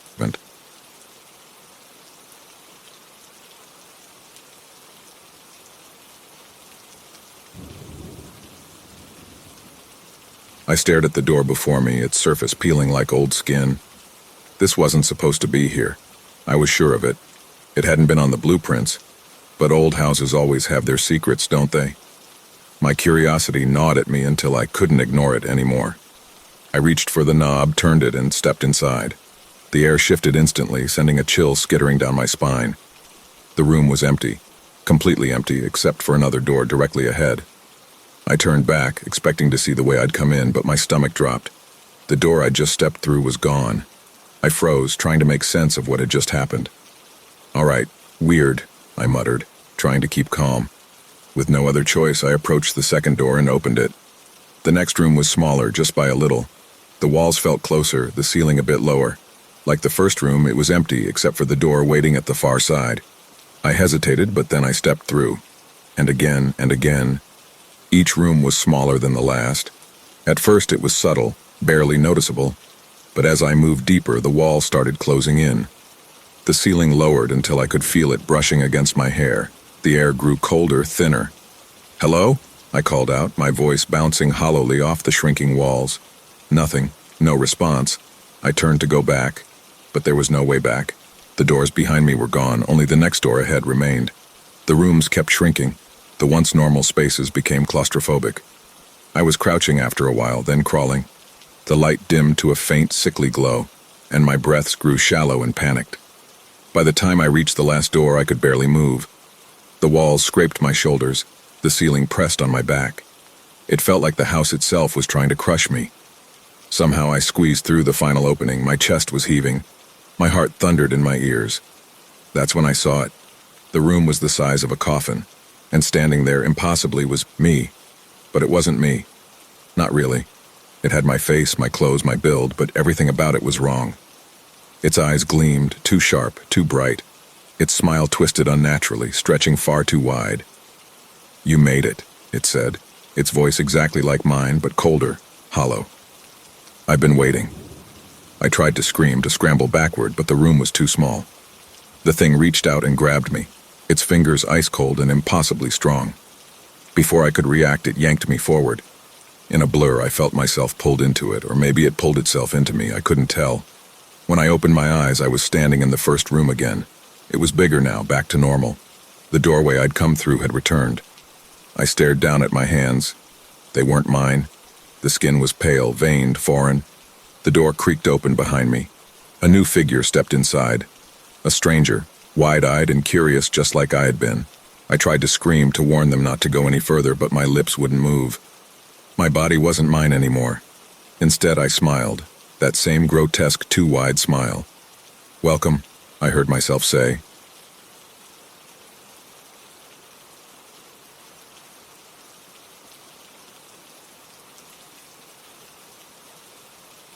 Nobody ever believes me when I tell them about the happy dancers.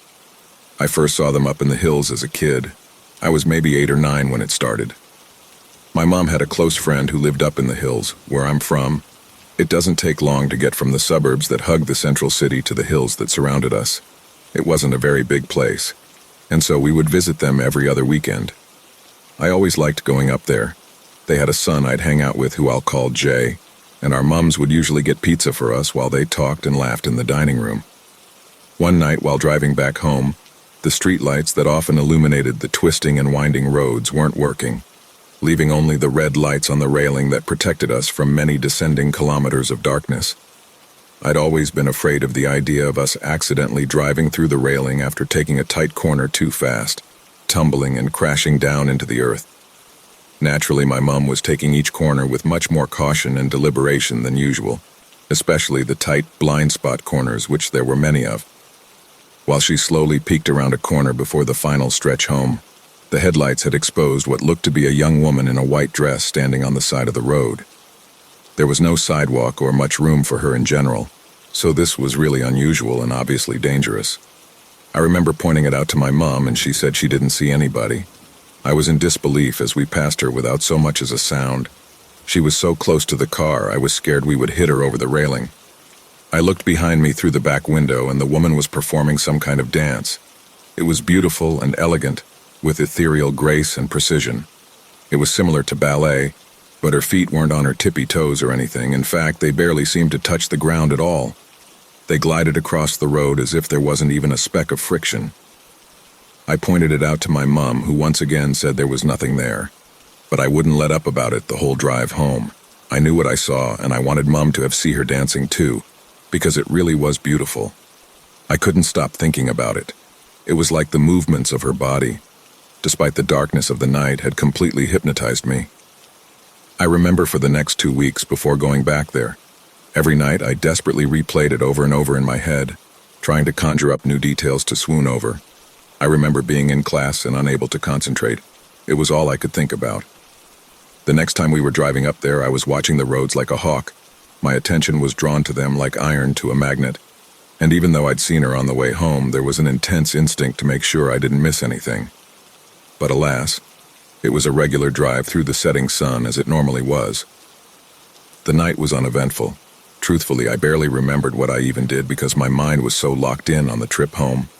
So locked in on the roads that brought us to and from, and it felt only moments had passed after arriving, that the darkness of night was long past joining us and my mom telling me we were leaving. I could barely contain my excitement, but I didn't tell Mom about it. I'd been sitting on it for 2 weeks, which as an 8-year-old was an eternity, and now I wanted it all for myself, as if it was a secret for me and me alone. One small thing that my mom couldn't control. The streetlights were still out of order. something that seemed to really agitate my mum as she rambled about the dangers of the layout of the roads, the irresponsibility of the local council, and other equally valid concerns that completely flew over my head as I pierced through the window with uncompromising intensity. And that's when I saw them, a few tight turns sooner than before, illuminated by my mum's headlights. But this time it wasn't just the young woman, but a group of them, all standing in a line behind the railing and holding hands. They all wore outfits that were white, and all either a dress or long robes. But this time I could see their faces, and they all smiled, these huge, bright smiles that almost acted as their own sources of light. Their teeth were impossibly white, their skin impossibly smooth. They moved and danced in unison as we passed them, spilling over the railing and into the road behind us. My mum kept asking what I was looking at, but I didn't care to explain it even if I could. It was indescribable. They flowed like gravity didn't matter. They weaved in and out of each other, conjoining and then letting go, in these patterns that I wish I could explain. It brought a tear to my eye. Right as we were turning the last corner, I swear I could see them climbing on top of each other to form a strange shape, kind of like a triangle, I think, but it was dark and more silhouette than anything else. And like a well-trained hive mind, they scattered over the railing and into the pitch black. I didn't see them after that for years, but I always thought about them. I was just as enamored as a 12-year-old as I was when I was 8. Every night, I replayed it, painting shapes in my mind using their dancing movements as the brush, obsessing over the feeling of enticement I'd felt those 2 nights. By the time I was approaching the age of 13, I really began to wonder if I even saw anything at all. That was before they began to appear everywhere in my teenage years, from my first year of high school, like a multiplying infection that only I was able to see. In hindsight, I wish I'd never seen the happy dancers, never noticed them that one night, because when they returned all those years later, they weren't how I remembered them at all.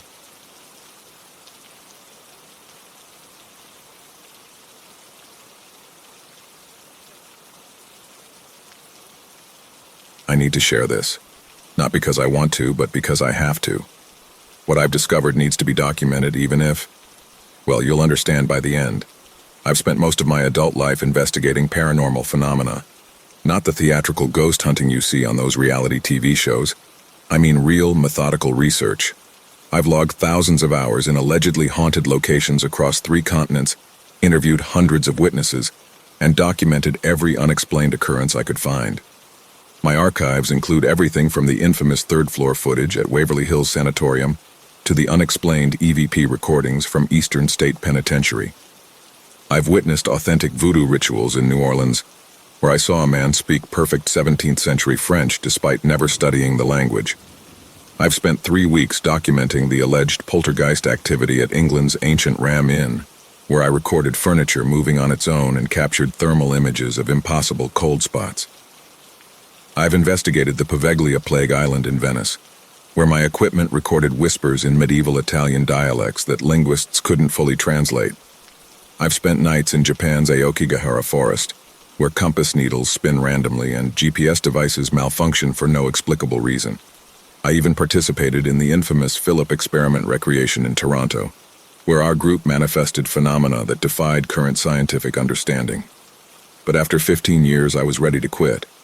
Because despite all these experiences, despite the overwhelming amount of documentation, I couldn't prove anything definitively supernatural. Every single case could ultimately be explained by natural causes, psychological factors, or elaborate hoaxes. Then, last month, while organizing my research files, I found something different. Something that made me question everything I thought I knew about the supernatural. Something that made me wish all those ghost stories were real. Because what I discovered is far worse than any haunting I've ever investigated. It's called a haterer. Not a ghost, not a demon, but something that defies classification. In all my years of paranormal investigation, I've never encountered anything like it. Nothing seems to stop it, not the tools we use to detect spirits, not the methods we use to banish them. It exists for one purpose, though that purpose seems to change with each new manifestation. The only constant is the way it hunts, the way it tortures, defying both physics and human comprehension.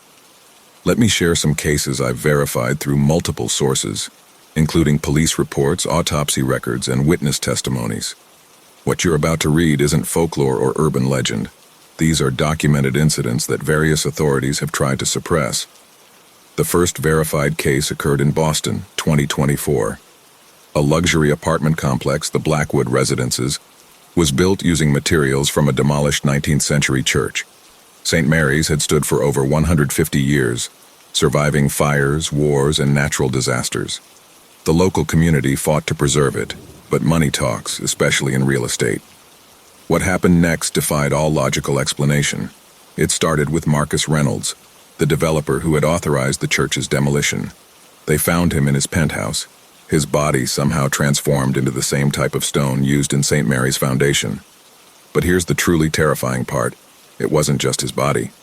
Every single piece of St. Mary's that had been repurposed, door hinges turned into decorative fixtures, stone fragments mixed into new concrete, even the dust that had settled in local gardens, all of it was systematically destroyed. The building's maintenance logs document increasingly bizarre occurrences. March 15th, stone fragments reported moving against gravity. March 18th, walls bleeding ancient mortar. March 20th, security cameras catching glimpses of a figure made of church stone. March 23rd, first transformation. The time-lapse footage from the morgue shows something impossible. Over 48 hours, Reynolds' body gradually transformed into stone. Not petrification, actual 19th century church stone. Even his blood had crystallized into tiny, perfect replicas of St. Mary's architectural details. But that was just the beginning. Over the next month, everyone involved in the church's demolition met similar fates. Each death was more prolonged and agonizing than the last. The construction foreman survived for 72 hours as ancient building materials materialized inside his body. The demolition crew members were found in their homes, their flesh slowly turning to stained glass and mortar. The final victim was the project's lead architect. Security cameras caught his last moments. The footage shows him alone in his office at 3 a.m., when the stone beneath his feet began to ripple like water. The video was classified after 3 police officers who viewed it had to be institutionalized. Then, as suddenly as it started, the incident stopped. But something else began. Just as the church incidents ended, something equally disturbing began at the Black Ridge coal mine in Wyoming. At first, there seemed to be no connection. Why would an entity that hunted down church materials suddenly appear in a coal mine? But what I discovered suggests these weren't separate events at all. In April 2024, shaft number 7 collapsed due to neglected safety protocols. 6 miners died, trapped 400 feet underground. The official report blamed structural failure, but my investigation revealed something darker. The safety inspector, David Cooper, had been taking bribes to overlook critical maintenance issues for years. I obtained Cooper's personal diary through a contact in the police department. The final entries are disturbing. Day 1. The dust is acting strange. It moves against the air current, forms shapes. Today I swear I saw Thomas's face in it. Thomas, who died in shaft number 7, his mouth was moving. Day 3. They're all there now. All 6 of them, in the dust. They watch me. The ventilation system keeps failing. Every time I fix it, more dust comes, black dust, coal dust, but it's wrong. It moves like it's alive. Day 5. I can feel it in my lungs.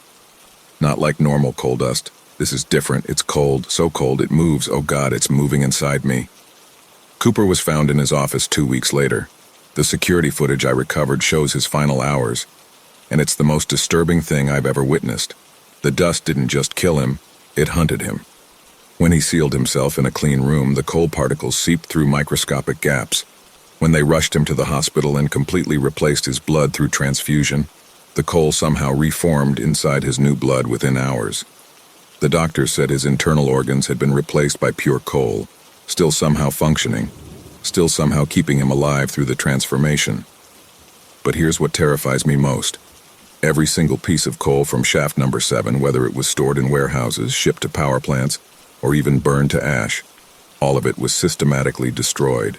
The ash would reform into coal only to disintegrate again. Power plants reported coal spontaneously turning to dust in their furnaces, and that dust would move against the air currents, seeking something. Then, just like the church case, it stopped, and something new emerged. Before I share what's happening now, let me explain something crucial I've discovered. Each case I investigated seemed to end abruptly, only for something new to begin. Never overlapping, never simultaneous. as if only one could exist at a time. The current manifestation started in December 2024. A Japanese software developer, Akiko Tanaka, had created an algorithm that accidentally crashed several small companies' servers, leading to massive financial losses and several suicides. 3 weeks later, her computer began displaying strange code, binary that, when translated, formed images of the ruined business owners. But what happened next defies digital logic. Her code, every piece of it, began to vanish. Not just being deleted, but being systematically erased from existence. Projects she'd contributed to years ago started failing. Open-source repositories she'd worked on began corrupting. Even her old forum posts from high school started disappearing, the text transforming into strings of malicious code before vanishing completely. They found her body twisted into the shape of a server rack, her blood replaced with liquid coolant. The autopsy revealed something impossible. Her internal organs had been transformed into computer components, still somehow functioning. Her heart was a mass of tangled USB cables still pulsing with data transfers. Her brain had become a solid-state drive filled with corrupted files. But that was just the beginning. 2 weeks ago, a college student in my city, James Wilson, became the target of what seemed like typical cyberbullying. He had posted about workplace exploitation at his part-time job, criticizing his employer's illegal practices. At first, the harassment seemed normal. Angry comments, threats, the usual toxic internet behavior. Then things got strange. The attackers knew things they couldn't possibly know. They quoted from James's private journal entries, ones he'd written by hand, never digitized. They described his childhood nightmares in vivid detail. One comment described the exact layout of his bedroom, down to the way he arranged his stuffed animals when he was 6 years old. James's last live stream is the most disturbing piece of footage I've ever analyzed. It began at 23:15 on January 18, 2025. I've watched it 17 times now, documenting every detail. 23:15, stream starts. James appears disoriented, his hands visibly trembling. The skin on his fingers has turned black, with a metallic sheen that catches the light unnaturally. You can see his flesh literally sloughing off in sheets, revealing what looks like circuit boards underneath. 23:23. He shows his teeth to the camera. They're not just loose, they're transforming. Each tooth has become semi-transparent, with tiny LED-like lights pulsing inside. When he speaks, you can see binary code scrolling across them. 23:31. The smell becomes noticeable even through the stream. Viewers report a distinct odor coming from their devices, like burning electronics mixed with decaying flesh. Several viewers' computers crash simultaneously, only to restart displaying fragments of James's stream on loop. 23:37. James begins crying, but his tears are black and seem to move with purpose across his face, forming strings of code. He keeps looking at something in the corner of his room, though the camera shows nothing there. 23:40. It's here, he whispers. But it's not what we thought. It's not multiple entities. It's just one. Always one. When it finishes with something, it moves on. Changes, adapts, the church, the mind, Tanaka. They weren't separate cases. It was the same thing, just evolving. 23:41, the stream quality deteriorates. Through the static, James screams, "It doesn't just kill you! It erases you. Everything you were, everything you touched, everything you created. It hunts it all down. And when it's done, something new emerges, something that hates something else entirely. It's not about revenge, it's about complete erasure. Don't you see? It's already..." 23:42. Stream ends abruptly. They found James's body this morning. The official cause of death was listed as unknown, but I obtained the autopsy photos through my police contact. What I saw defied explanation. His internal organs had transformed into computer components. His heart was a mass of tangled USB cables still pulsing with data transfers. His brain had become a solid-state drive filled with corrupted files. His blood had been replaced with liquid crystal display fluid. But what terrifies me most isn't how he died. It's what's happening now. Every digital trace of James is being systematically erased. Not just his social media accounts or emails. Everything. Photos where he appeared in the background are corrupting. His image dissolving into static before vanishing completely. Security camera footage showing him as degrading. His figure being replaced by digital artifacts that spread like a virus through the video files. Even more disturbing, devices he interacted with are failing in impossible ways. His old phone, stored in a police evidence bag, transformed into a mass of writhing circuits before dissolving.